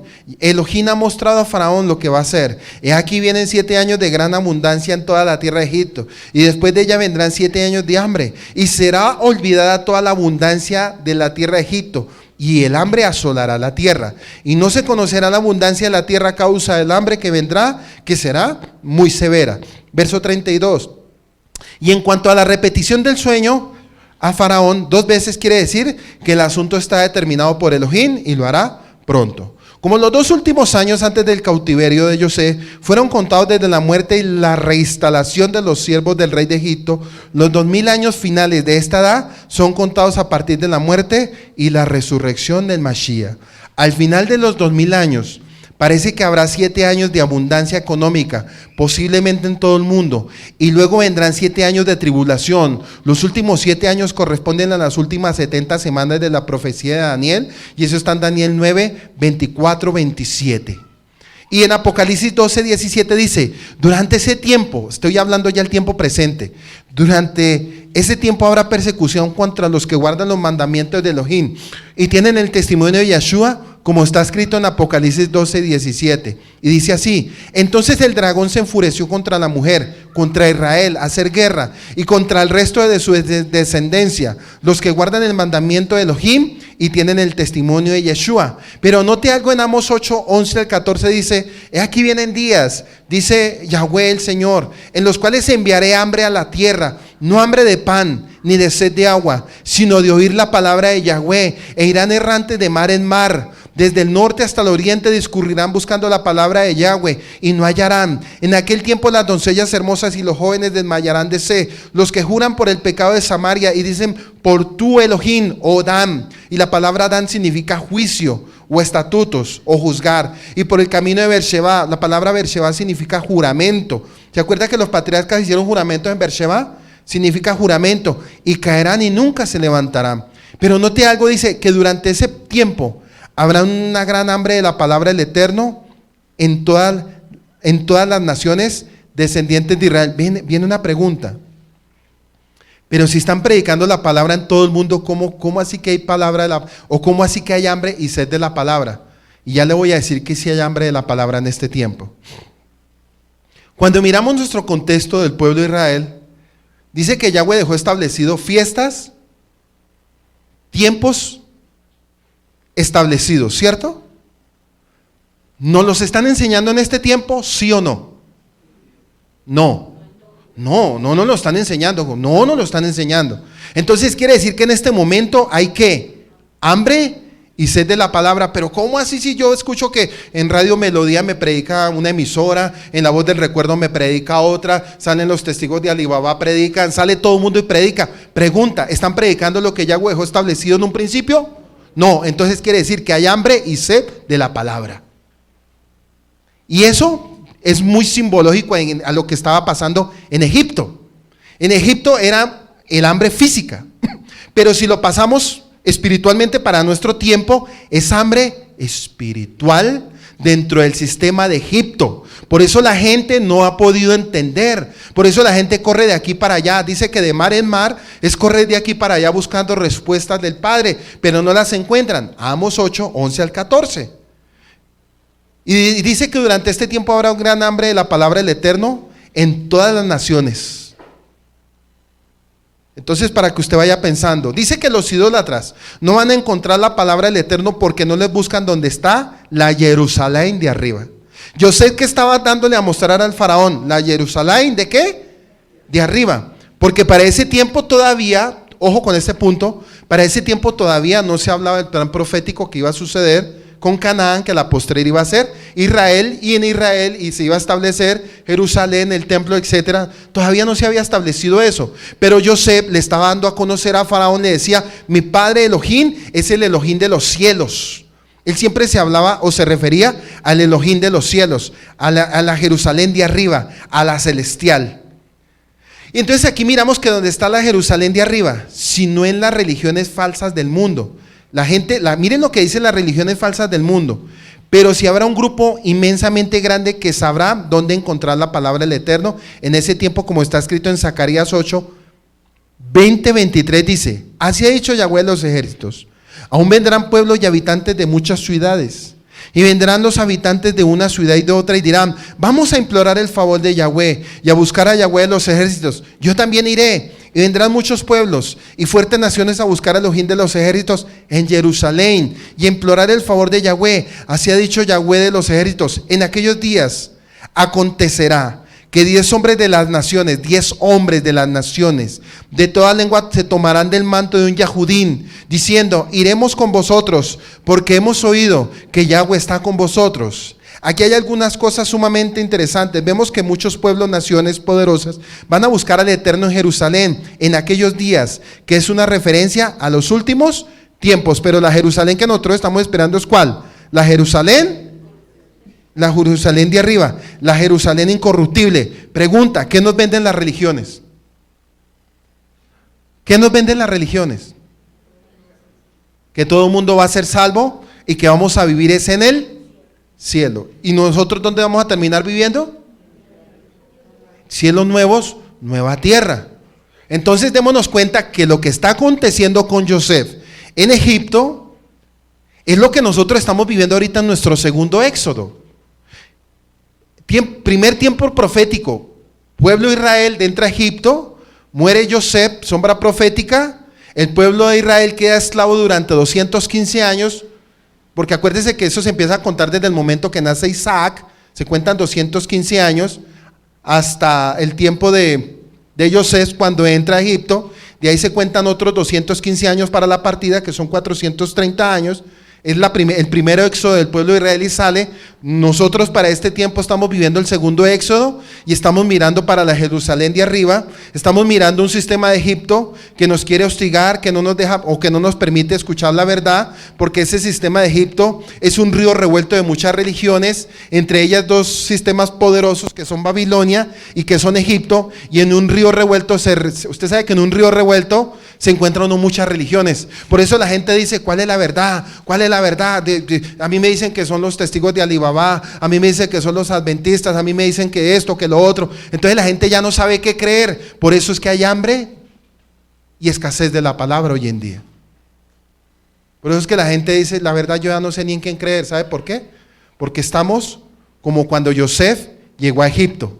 Ellos contaban y confiaban en su río Nilo. Hoy en día las religiones creen en lo que cada uno les interpreta a ellos. ¿Es difícil salir de ahí? Claro, hermano. Si a nosotros para salir del cristianismo fue duro, porque eso es un sistema domita. Y para salir de ahí, solo por mérito y amor divino de Yahweh. O si no, no hubiera sucedido eso. Entonces lo que está pasando con Yosef, para que se cumpla el plan profético sobre el pueblo de Israel, a nosotros nos está pasando en el segundo éxodo, pero bajo el plano profético de Yeshua. ¿Hasta aquí lo hemos podido comprender? ¿O hay que repetir? Bueno, seguimos, ya casi.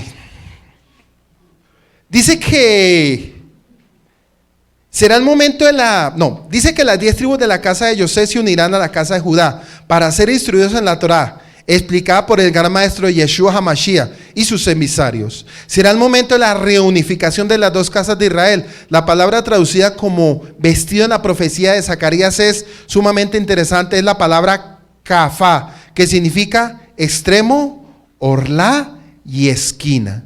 Extremo, orlá y esquina. Ezequiel 37:19. Dice así ha dicho Yahweh, el Señor: he aquí yo tomo el palo de Yosef, que está en la mano de Efraín, y a las tribus de Israel y sus compañeros, y los pondré con el palo de Judá, y los haré un solo palo, y serán uno en su mano. Este punto es importante. ¿Dónde nació Efraín? La madre de Efraín, ¿quién era? Era una pagana, era una gentil, y eso ahorita vamos a empezar a analizar. Bueno, entonces, cuando todos decimos que venimos de la línea de Efraín, ¿cierto? Por la línea de Efraín como pueblo de Israel entramos. Entonces quiere decir que nosotros veníamos de un sistema gentilicio y pagano. Entramos por la línea de Efraín para acercarnos a Yeshua, ¿sí? Para entrarnos a Yeshua, porque si a usted le preguntan, bueno, entonces si usted dice que es de las 12 tribus de Israel, ¿cuál es? Usted no va a poder decirlo, ni yo tampoco. Por eso nosotros entramos por la línea de Efraín, que fue el sistema que salió de Egipto. Por si usted no lo entendía. Porque si a usted le preguntan, bueno, pero es que usted, ¿cómo así que usted es el pueblo de Israel si vivimos en Colombia? ¿Cómo así si Israel queda por allá y nosotros acá? Y bueno, todas esas charadas con las que sale la gente, pues aquí está la revelación. Por la línea de Efraín, todos entramos. Por la línea de Efraín, porque Yahweh se le plació. Porque usted le pregunta al Padre, pero ¿cómo así? ¿Pero por qué? ¿Pero por qué Yahweh tuvo que utilizar gente pagana para glorificar su nombre y a la postre llamar pueblo de Israel? Porque es que el Padre hace como Él quiere, hermano. Y por eso no lo podemos juzgar a Él, porque todo es de Él y para Él. Dice que aquí vemos una vuelta a casa de las 10 tribus asimiladas entre las naciones, lo cual también le incluye una disposición para someter a obedecer los mandamientos del Eterno dados por Moisés para las 12 tribus. Como los 11 hermanos de José vinieron a Egipto durante los 7 años de sequía, así las 12 tribus de Israel serán unificadas durante el último tiempo de la tribulación. Apocalipsis capítulo 7, se habla de la restauración de las 12 tribus de Israel. En los primeros 8 versículos, estos israelitas pasarán por los 7 años de tribulación y saldrán victoriosos. Luego, a partir del versículo 9, Juan puede ver con sus propios ojos una gran multitud que nadie puede contar, de todas las naciones, tribus, pueblos, lenguas. Y en el versículo 14 aprendemos que esta gran multitud de ex gentiles son los que salen de la ¿qué? De la gran tribulación. Lo admirable de José es que no se conformó con presentarles el problema al rey, sino que se propuso una solución, y esta es una característica de un buen siervo. Versículo 36 al 36. Ahora pues, busqué a Faraón un hombre prudente y sabio. Pónganos sobre la tierra de Egipto. Haga esto Faraón. nombre intendente sobre el país, está hablando Joseph, y exija 1/5 de la producción de la tierra de Egipto en los 7 años, y que ellos recojan todos los víveres de esos años buenos que vienen y almacenen en las ciudades el grano para alimento bajo la autoridad de Faraón, y que lo protejan, y que los víveres sean una reserva para el país durante los 7 años de hambre que ocurrirán en la tierra de Egipto, a fin de que el país no perezca durante el hambre. Génesis 41, 37, 38. Y la idea pareció bien a Faraón y a todos sus siervos. Entonces Faraón dijo a sus siervos: ¿podemos hallar hombre como este? Mire que él le pareció también que él le dijo a todos: ¿será que podemos hallar un hombre como este? Se lo dijo a toda su corte, a todos.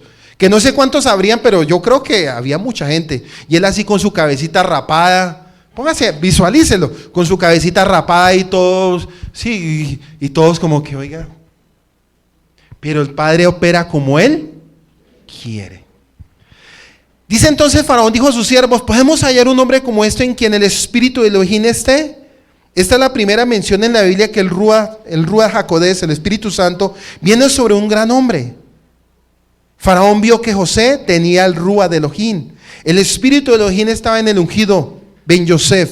Más que en ninguna otra persona, él tiene la plenitud del Ruach del Eterno. Isaías 11:1-2 dice: y brotará un retoño del tronco de Isaí, y un vástago de sus raíces dará fruto, y reposará sobre él el Ruach del Eterno, espíritu de sabiduría, espíritu de inteligencia, espíritu de consejo, espíritu de poder, espíritu de conocimiento y espíritu de temor al Eterno. Era el que estaba sobre la vida de Joseph.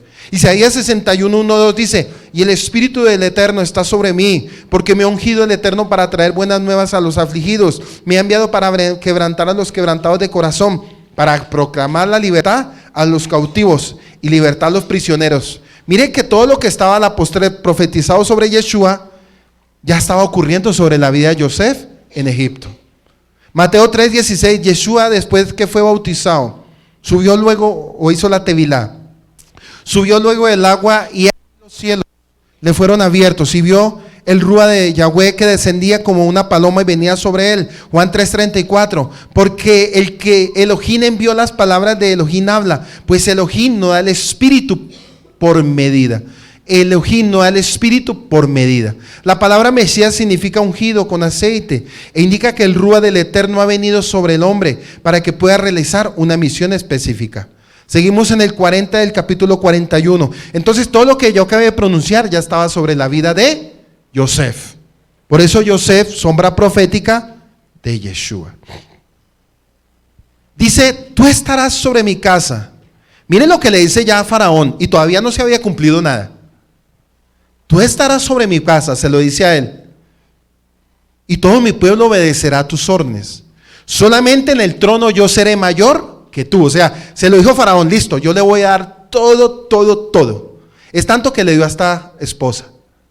Le puso todo.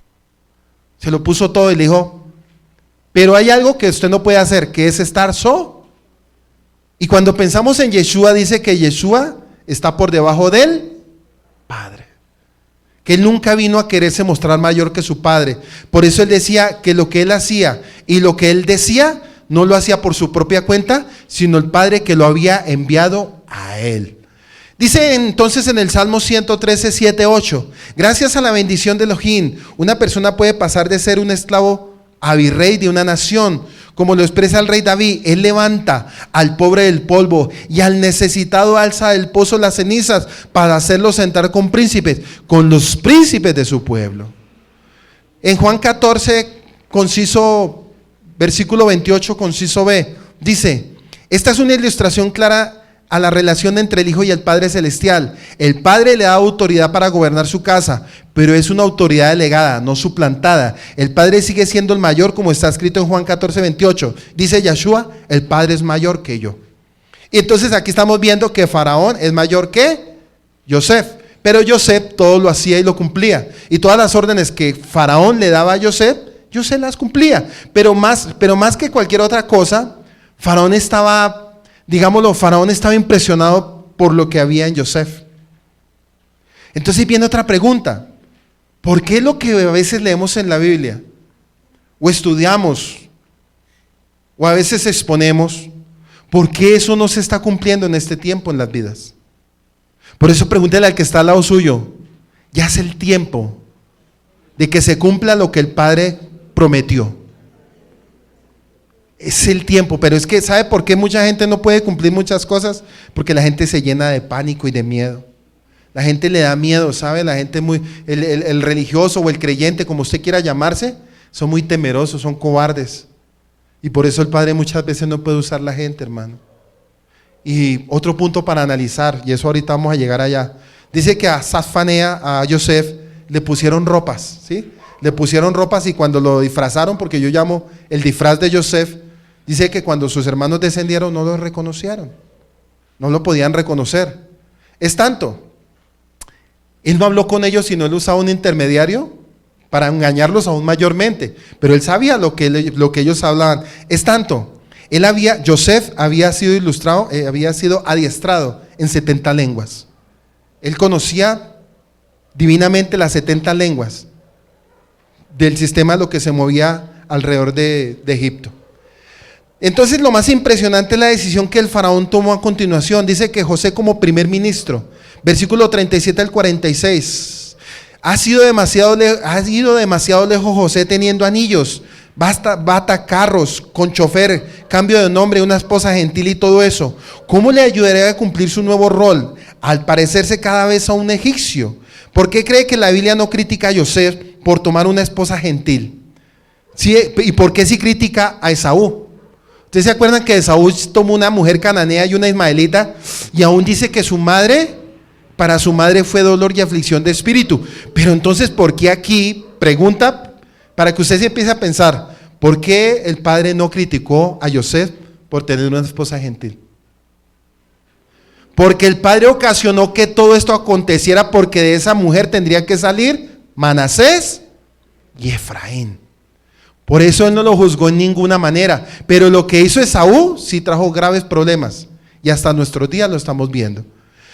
Entonces ya para que usted lo entienda, y parecía que cada vez él se volvía más egipcio, tal vez por su ropa, por su vestido. Y yo quiero enseñarles un punto aquí para pensar. Nosotros como pueblo de Israel no vamos a ser conocidos por los disfraces, por el talif, por el kipá o por eso. Nosotros vamos a ser conocidos como pueblo de Israel por nuestra santidad y porque guardamos fiestas. Y a donde vayamos vamos a ser ¿qué? Diferentes, hermano. No porque se vista, porque usted puede decir un ejemplo, no, yo soy remanente de Israel. Sí, usted le puede decir a otro hermano religioso. Entonces el hermano religioso le va a decir, pero venga hermano, es que si usted dice que es remanente de Israel, ¿por qué no se pone esos disfraces que se ponen los judíos allá en el templo? ¿Por qué no se pone la gorra negra? ¿Por qué no se pone el vestido negro? ¿Por qué no se deja la barba larga hasta la cintura? Para yo creer, no, eso no. Por eso, ser pueblo de Israel, Yosef, a pesar de que estaba en Egipto, él nunca se asimiló a eso. Lo hizo por cultura. ¿Lo hizo por qué? Por cultura. Pero él en sí era un ¿qué? Un hebreo. Él nunca perdió su identidad. Nosotros como pueblo de Israel, como descendientes o remanente, no nos vamos a mostrar porque nos vistamos o nos pongamos un talif o nos pongamos un kipá. Nos vamos a identificar porque guardamos fiestas y guardamos Shabbat. Y por declarar los nombres santos, no es más, no le ponga nada más. Porque es que hay gente que quiere impresionar. Hermano, es triste ver a los hermanos de YouTube, es triste ver gente en Facebook haciendo un poconón de rito y un poconón de cosas, que en vez de parecerse pueblo de Israel, parecen cosas que no tienen nada que ver, ni se asemejan en nada al pueblo de Israel, hermano.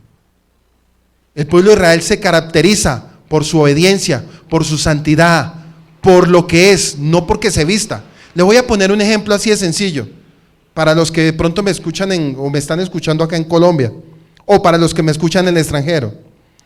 Yo soy de Medellín, de una ciudad de Colombia, Medellín, a la cual se les dice paisas o antioqueños. Resulta que el paisa y el antioqueño, usted va a Medellín y ellos usan poncho, y ellos usan algo parecido como el talif, usan un poncho cortico y el habladito de ellos es, Ave María, pues hombre, ¿sí? Yo nací allá. Entonces yo un día viajé a Medellín, viajé con mi esposa, viajamos a Medellín y preguntaron, ¿ese bus de dónde viene? Y dije, viene de Bogotá. Pues podrán ustedes imaginarse cuando dijeron Bogotá. Eso fueron rosarios van, rosarios vienen.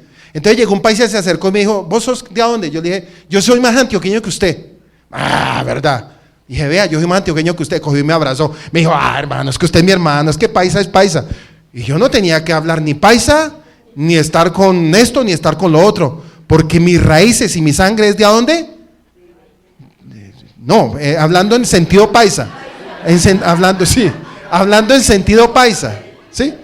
Entonces, para que usted más o menos lo entienda, el ser pueblo de Israel no es estar vestidos. El ser pueblo de Israel es ser lo que usted es en el Mashiach. El talif, la cobertura y todo es ¿quién? Él. Y desafortunadamente la gente que está entrando a la restauración se están metiendo por el camino que no es. Y por eso la gente dice, esa secta de los mesiánicos, esos judíos o jodidos, como nos digan. Por eso la tarea de nosotros es que encarrilar lo que mucha gente está distorsionando.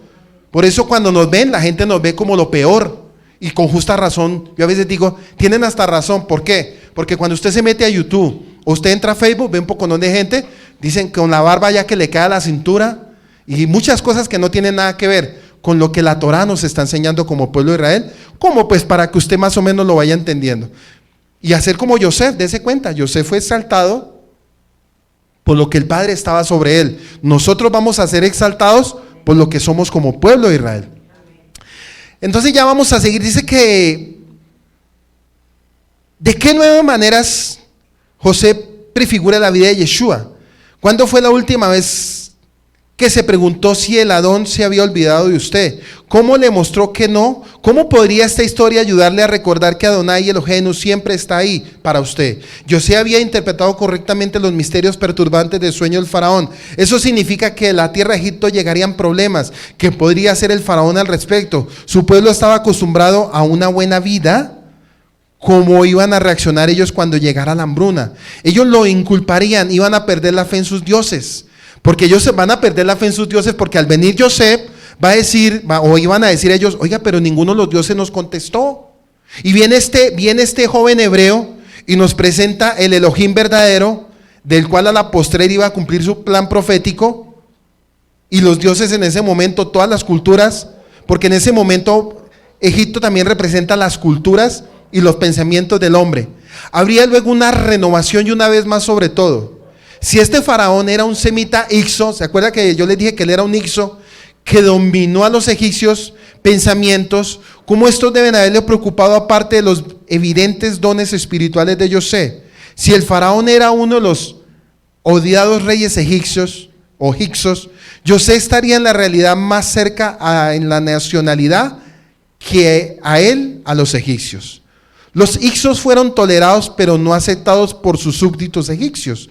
Por lo tanto, debido a que encontraron tan difícil de conseguir la lealtad entre los egipcios, entonces Faraón tendría una razón más para poner a José a cargo. La fidelidad fue, sin duda, una de sus mejores características. Pareció bien la propuesta a los ojos de Faraón y a los ojos de todos sus siervos. Ellos no solo quedaron impresionados con su interpretación, sino que también con su plan para cumplir con la crisis que se avecinaba. Pero había algo más que eso. Hubo un lado espiritual que era único y mucho más allá de su propia comprensión, en el que ellos no podían poner absolutamente su dedo, pero ellos sabían que estaba allí. Así que Faraón preguntó a sus siervos, ya sabiendo la respuesta: ¿acaso hallaremos un varón como este a quien esté el Rúa de Elohim? Y miramos en Daniel 5:14, dice, nos ha hecho recordar lo que el rey Belsasar diría a Daniel: yo he oído de ti que el Rúa de los dioses, mira lo que dice Nabucodonosor, que el Rúa de los dioses santos está en ti, y que la luz de entendimiento y sabiduría preeminentemente han sido hallados en ti. La elección era obvia. ¿Quién mejor que José para poner a cargo el plan? Dijo Faraón a José: Elohim te ha hecho saber todo esto. No hay entendido ni sabio como tú. Verso 39. José había sido fiel en todas sus pequeñas cosas que Adonai le había enviado de José. Ahora se convertirá en gobernador de toda la tierra de Egipto bajo el Faraón. Faraón reconoció que la sabiduría de José no proviene del mundo, sino del Rúa de Elohim. La diferencia entre la sabiduría de José y la que poseían los magos de la corte del Faraón era incomparable. Así que también fueron las palabras del Adón Yeshua, provocando una profunda impresión en los que lo oyeron. Y sucedió que cuando Yeshua terminó esta palabra, las multitudes se quedaron asombradas de su enseñanza, porque él enseñaba como quien tiene autoridad y no como los escribas. Mateo 7, 28, 29. Y llegando a su propia tierra les enseñaban las sinagogas de ellos, de manera que quedaban atónicos y decían: ¿de dónde tiene tanta sabiduría y esos poderes milagrosos? Mateo 13, 54. Y de igual que el faraón y sus asesores fueron alcanzados por la sabiduría de José, los que lo escuchaban a Yeshua, al igual que faraón, confesaban: ¿acaso hallaremos un varón como este en quien el Ruach Elohim? Por lo que los oyentes de Yeshua reconocieron: nunca hombre habló así. Entonces, haciendo una analogía de Juan 7, 46, 49, al hacer una analogía con José, cuando viene Yeshua, dice que esa élite religiosa, ninguno hablaba igual a Yeshua. Dicen que nunca habían visto o nunca habían escuchado hombre que hablara igual a él. Lo mismo hablaron de José también. Dijeron todos los siervos que estaban al pie del faraón: oiga, nunca habíamos visto un hombre o un siervo que hablara igual a él. Analogía de José con Yeshua. Cuando viene Yeshua y enfrenta a toda esa élite religiosa, dicen ellos: ninguno o ningún hombre hemos visto hasta ahora que hable como él y que hable con tanta sabiduría y aún haga milagros. Pregunta: ¿José ejecutó milagro? Sí ejecutó un milagro. ¿Cuál fue el milagro que ejecutó? A través de su palabra. A través de a través de la palabra. Hay milagros que se pueden ejecutar a través de la palabra. Para que usted lo entienda. Por eso dice que en nuestra boca hay poder para la maldición o para la bendición. Y hay otro punto bien importante, por si usted de pronto le ha costado. Hay un proverbio que dice que lo que uno teme, eso le llega. Entonces lo que usted desate con su boca y lo que usted crea en su corazón, eso se va a cumplir en su vida. O sea, si usted sigue pensando: ay, mi vida, pobrecito, voy a terminar así. No, es que a lo que yo escucho en las noticias, no, el mundo está duro, el mundo viene de capa caída. No, yo sí que peor voy a terminar. No, hermano, declare con su boca y confiese lo que usted es un hombre que en su boca hay ¿qué? Milagros. O si no, pregunta: ¿para qué Elohim en la carta a Corintios dice que él dio dones?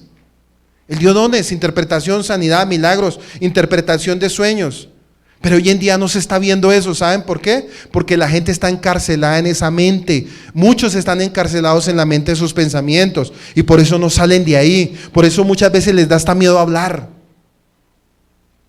Y por eso el Padre no los puede usar como Él quiere. Es tanto, hay gente que dice: no, imagínese, tal lugar, en tal sector, en tal familia, no, eso allá hacen brujería y de todo. Yo por allá no me meto. Uy, no, ni loco. Hermano, si usted no sabe quién es en el Padre, ejecute si usted quiere saber quién es. Pero si realmente el Padre lo llamó a eso, ¿no? Porque no todo el mundo está llamado a hacer lo que la Escritura dice. Pero lo que sí yo sé es que Dios, o el Padre, Elohim, Yahweh, a cada uno lo dotó con un don. Por eso mira el que está al lado suyo y dígale: algo Dios le dio a usted, hermano. Así sea barrer la iglesia, pero algo le dio, yo no sé. Así sea ágil para la escoba, pero algo tiene usted, hermano. Sí, así sea para barrerla, para barrer. Bueno, me voy a saltar.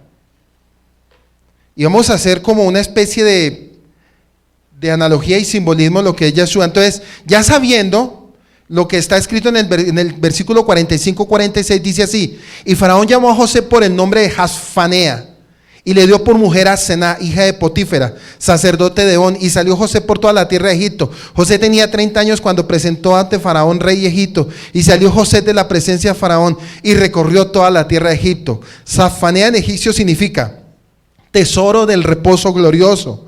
Jasfanea también significa, le puso este nombre egipcio que significa revelador de asuntos ocultos.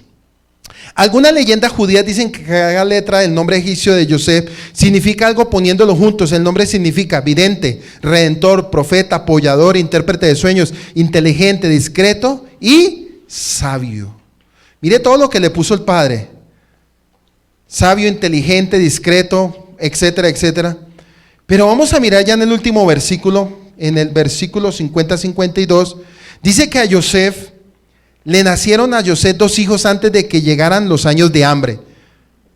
Los que dio a luz, Axená, en egipcio significa posesión de la diosa Nei, hija de Potífera, sacerdote de On, y primogénito de José le puso por nombre Manasés, porque dijo: Elohim me ha hecho olvidar todo mi trabajo y toda la casa de mi padre. ¿Qué quiere decir cuando dice que Elohim Ojo con este punto. Elohim me ha hecho olvidar todo el trabajo y toda la casa de mi padre. Le estaba dando a entender todo el odio y todo el resentimiento que hubieron los hermanos hacia él, lo hicieron olvidar, porque si él no hubiera podido olvidar eso, ¿cómo a la posterior hubiera atendido a sus hermanos cuando llegaron con semejante necesidad? Eso significa Manasés. Pero viene otra palabra, Efraín. Ya sabemos que Manasés, ¿qué significa? Olvidar y remover. Primero le dio un hijo que se llamó Manasés, como quien dice, Yahweh le dijo, vas a olvidar tu pasado para que no te resientas. Pero le dio otra palabra que significa Efraín, significa doblemente fructífero. Viene de dos palabras, Efrat, fructífero, parab, da fruto, crecer, incrementar. No podemos estar doblemente fructíferos hasta que nosotros también olvidemos el pasado. No podemos estar doblemente fructíferos hasta olvidar ¿qué? El pasado. Por eso dígale al que está al lado suyo, hay que olvidar el pasado para dar fruto. Porque yo no he visto el primero que Elohim bendiga que todavía sea un resentido del pasado. Les voy a poner un ejemplo tonto y bobo, pero yo pienso que es el más perfecto. Hay gente aquí que ha sido humillada. ¿A cuántos han humillado? O se han sentido humillados, ¿sí? Que les dicen, bueno, de todo, ¿sí? Usted no tiene, bueno, para nada, inservible, vago, de todo, ¿sí? Pero resulta que usted se metió con el Padre y usted le creyó. Pero le creyó de verdad, no a medias ni conjugando ni jugando al creyentico, sino de verdad, al 100. Y llega el Padre y le dice a usted, yo te voy a exaltar. Que todos los años que tú viviste de vergüenza, de hambruna, de menosprecio, de rechazo, de señalamiento, yo te voy a exaltar. Pero tienes que olvidar primero lo de Manasés. Tienes que olvidarte primero de todos los que te hicieron eso, para que a la postrer yo te voy a bendecir para que tú seas ayuda a ellos que te rechazaron. Muchos van a decir, no, ¿qué tal? No, a mí me menospreciaron, a mí me hicieron, y yo lo llevo aquí, no. Así Yahweh no puede hacer nada, hermano. Por eso Manasés significa olvidar todo el pasado y el resentimiento. Y Efraín significa que lo iba a bendecir doblemente. Y dése cuenta que esa prosperidad y esa bendición comenzó en el momento cuando él fue establecido como segundo al mando del gobernador. Y alguno dirá, pues es que eso es una historia, eso fue con Yosef para ese tiempo, para esa profecía. No, cielo y tierra pasarán, mas sus palabras no pasarán. Eso es para este tiempo, es para este día y es para esta hora. A lo largo de este capítulo hemos podido comprobar que Yosef es una figura notable de Yeshua. ¿En qué sentido? Vamos a mirarlo ya para terminar. Yosef fue pastor, Yeshua fue pastor, amado por su padre. Yeshua fue amado por su padre. Enviado a sus hermanos. Yeshua también fue enviado a sus hermanos. Dice que sus hermanos, muchos de ellos no le creían a él. Odiado por sus hermanos. Cuando Yeshua vino, dice que a los suyos vino. Los suyos no lo recibieron. Los judíos, la casa de Judá. Profetizó su gloria venidera cuando Yosef le dijo a sus hermanos que él iba a ser levantado como ese vástago y que los hermanos se iban a inclinar como esos trigos y que la luna y el sol se inclinarían. Pues a Yeshua le pasó lo mismo. Soportó castigo injusto de sus hermanos. ¿Lo soportó? Sí, lo soportó Yosef. También Yeshua lo soportó. Condenado en un pozo. Yeshua también estuvo en el pozo de la muerte, pero también hubo resurrección. Yosef fue vendido por 20 monedas. Yeshua fue vendido por 30 monedas. Fue entregado a los gentiles. Acuérdense que Yosef fue vendido a un grupo de ismaelitas, a un grupo de nómadas. Yeshua fue vendido al sistema romano. Considerado como muerto levantado del pozo. Dice que fue a Egipto. Yosef fue a Egipto. Yeshua vino al sistema de Egipto para traernos libertad.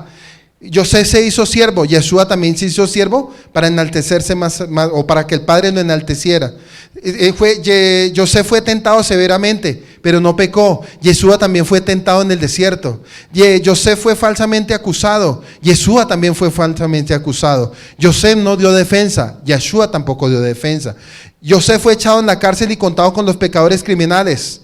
Yeshua también fue contado como criminal. Soportó el castigo injusto con los gentiles Yosef. También Yeshua lo soportó. Asociado con otros dos delincuentes, uno es perdonado y el otro no. Yeshua estuvo al pie de dos criminales en la cruz. Uno le dijo al otro, ¿no sabes que él es el hijo de Elohim? Arrepiéntete. Y le dice, maestro, acuérdate de mí cuando estés en el paraíso. Y Yeshua le dijo, de cierto te digo, conmigo estarás en el paraíso. En la interpretación Valera dice, conmigo estarás hoy en el paraíso. Eso es falso, falso, falso. Conmigo estarás en el paraíso. Quiere decir, en la gloria venidera, cuando Yeshua venga por segunda vez.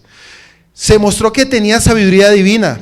Lo mostró José, lo mostró Yeshua. Reconocido como alguien que tenía el Rúa de Hakodesh. José lo mostró, Yeshua lo mostró. Traicionado por sus amigos. ¿Quién traicionó a Yeshua? Judas.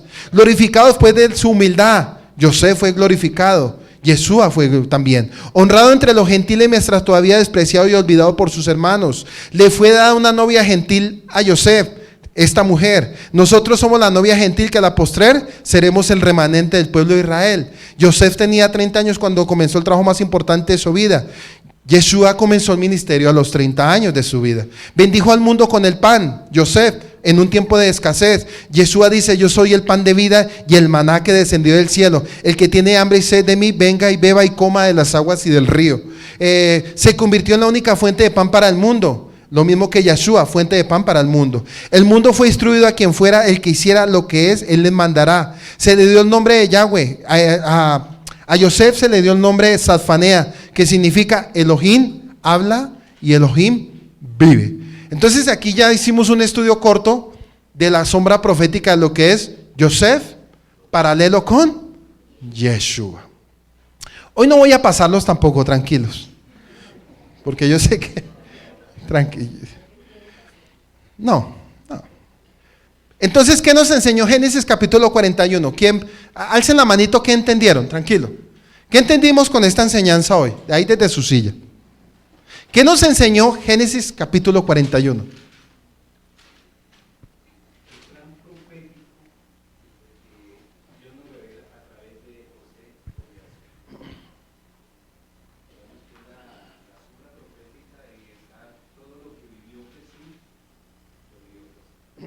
Sí. Otro punto. Hablé mucho.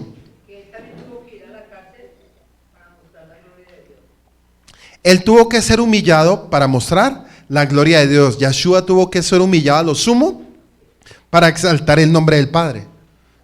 ¿Quién más?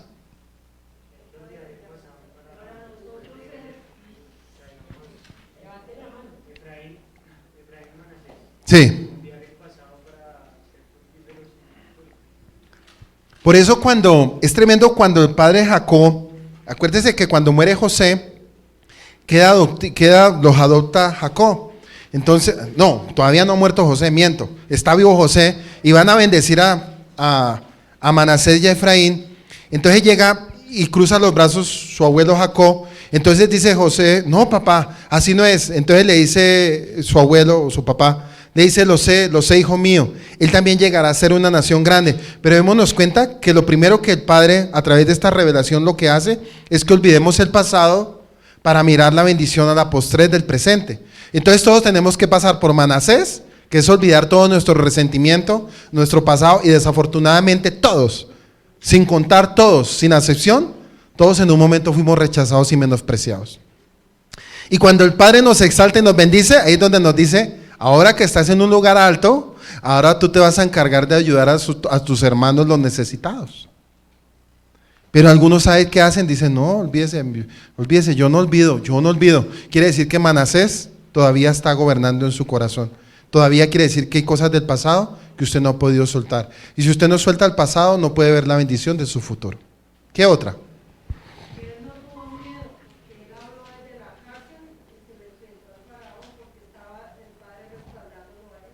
O sea, eso le enseña a su merced que no va a tener ¿qué?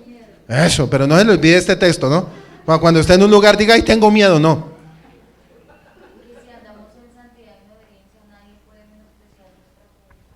Que si andamos en santidad y obediencia, nadie tenga en poco tu juventud, porque es que hoy en día, mire, este es un punto muy importante, y a nosotros nos pasó. Cuando nosotros comenzamos el ministerio hace 13 años, pues nosotros estábamos pollos.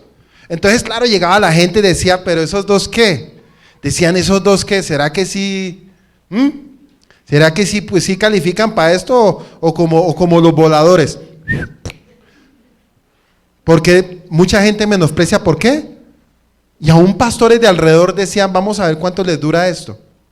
Desafortunadamente es así. Pero sabemos que si tú estás caminando bien con el Padre te va a sostener ¿hasta cuándo? Hasta el... Lo hizo con José, 80 años. 80 años sirviéndole al Padre. Y dejó un legado muy grande que fue el pueblo de Israel. Cristian. El Eterno sabe el tiempo de todo. Dice que José estuvo 2 años en la cárcel orando, adorando, como cuando Pablo y Silas estuvieron en la cárcel. Dice que ellos adoraron. ¿Usted adora también cuando está en los momentos caóticos y críticos? Y viene a celebrar Shabbat y viene todo feliz haciendo así, ¿sí? ¿O es de los que se queda acostado y dice, yo no quiero celebrar nada? Que celebren los que están allá, pero yo no. ¿Así es usted? No. Por eso en los tiempos más difíciles, dígale al que está al lado suyo, en el tiempo más difícil es cuando toca buscar más al Padre.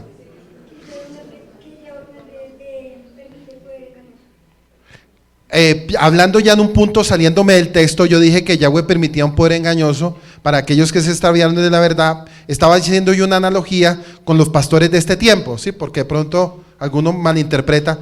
Hay pastores en este tiempo, y ya lo saben, la gente ya los tiene identificados, que dice, pero ellos ejecutan milagros. Es muy cierto, ellos ejecutan milagros, pero hay que mirar en contexto por qué el Padre permite eso.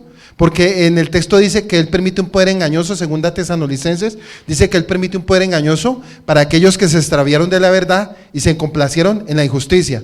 Y esos son los antitorá. A ellos se les dice los antitorá. ¿Qué otro? En un verdadero hombre de Dios se cumple la promesa, la revelación. Es tanto, un Dios le puede revelar a un joven como las niñas. Les puede revelar algo y se le acerca a uno y le dice, paz, yo tuve un sueño con usted. ¿Y yo qué soñó? Que usted esto y esto y esto. Entonces uno dice, ¿será verdad? ¿Sí ve? ¿Será verdad? ¿Por qué? Porque uno lo puede estar menospreciando por su juventud. Pero si uno sabe que esa niña o ese joven es de Dios y que están pagando el precio, póngale atención. Póngale atención y no lo ignore.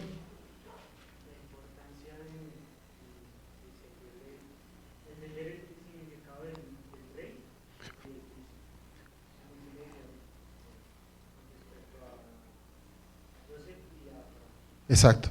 Y eso también nos lleva a nosotros a pensar la posición que nosotros tenemos en el Padre. La palabra de Dios dice que nosotros somos real sacerdocio, pueblo adquirido, nación santa. Ay, ¿lo cree? Entonces se tiene que ver. Se tiene que empezar a ejecutar eso. Ingrid. Cuando entendemos y aceptamos que venimos de la línea de Caín, nos hace recordar la condición en que llegamos es una condición de gentil, de paganismo, pero que a través de cuando entramos, porque Yeshua abrió la puerta, pues aún limpia toda esa condición por la cual veníamos, porque Caín venía de ese sistema egipcio, pagano, y cuando llegamos a los pies de Yeshua, llegamos a Cristo. Por eso nosotros llegamos como el hijo pródigo. ¿Se acuerdan la enseñanza del hijo pródigo? Dice que el hijo pródigo llegó, se le puso anillo, se le cambió vestiduras y se le puso calzado nuevo. Pues eso éramos nosotros como gentiles, como paganos, porque nosotros venimos de ser paganos y gentiles para ser aceptados en Yeshua. No. Duro.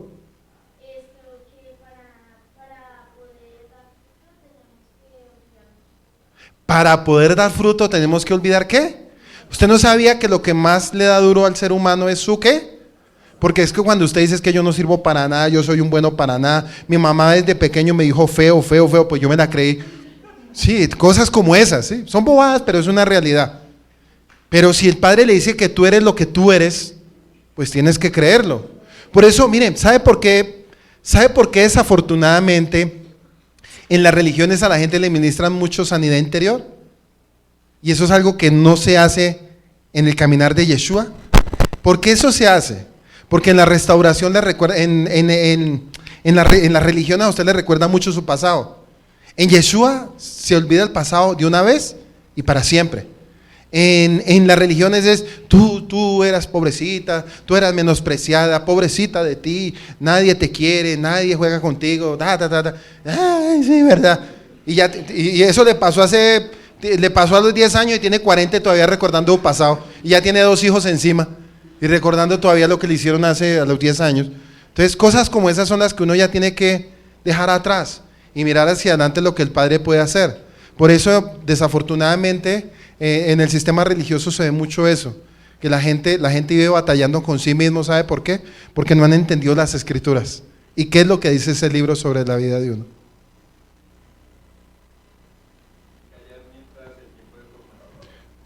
Eso es un punto muy bonito, ¿saben? ¿Cuánto tiempo hay que callar? El necesario. ¿El qué? El necesario. Pasen los años, pasen los días, pasen los meses, ¿qué va a hacer usted? Pero estar ahí en la presencia de Dios constantemente. Hay gente que dice así, es que yo ya no sé ni qué decirle al Padre. Si no tiene nada que decirle, adórelo. Adórelo, pero algo haga.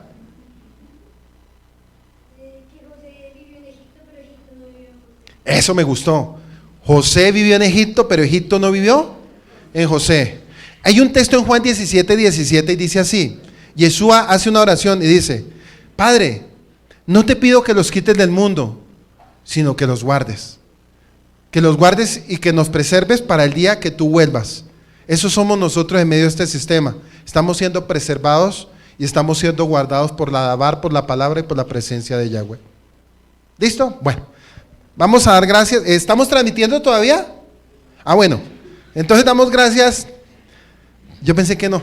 Damos gracias en esta tarde de Shabbat para todos aquellos que estuvieron conectaditos a través de la fanpage y de la emisora Restaurando las Sendas Antiguas. Nos veremos en el próximo Shabbat y Shalom, Shalom. Escuchaste una enseñanza desde la comunidad Llamas de Fuego para las Naciones, desde Soacha, Cundinamarca, en Colombia. Si deseas comunicarte con nosotros, contáctanos en nuestra página web www.restaurandolassendasantiguas.com.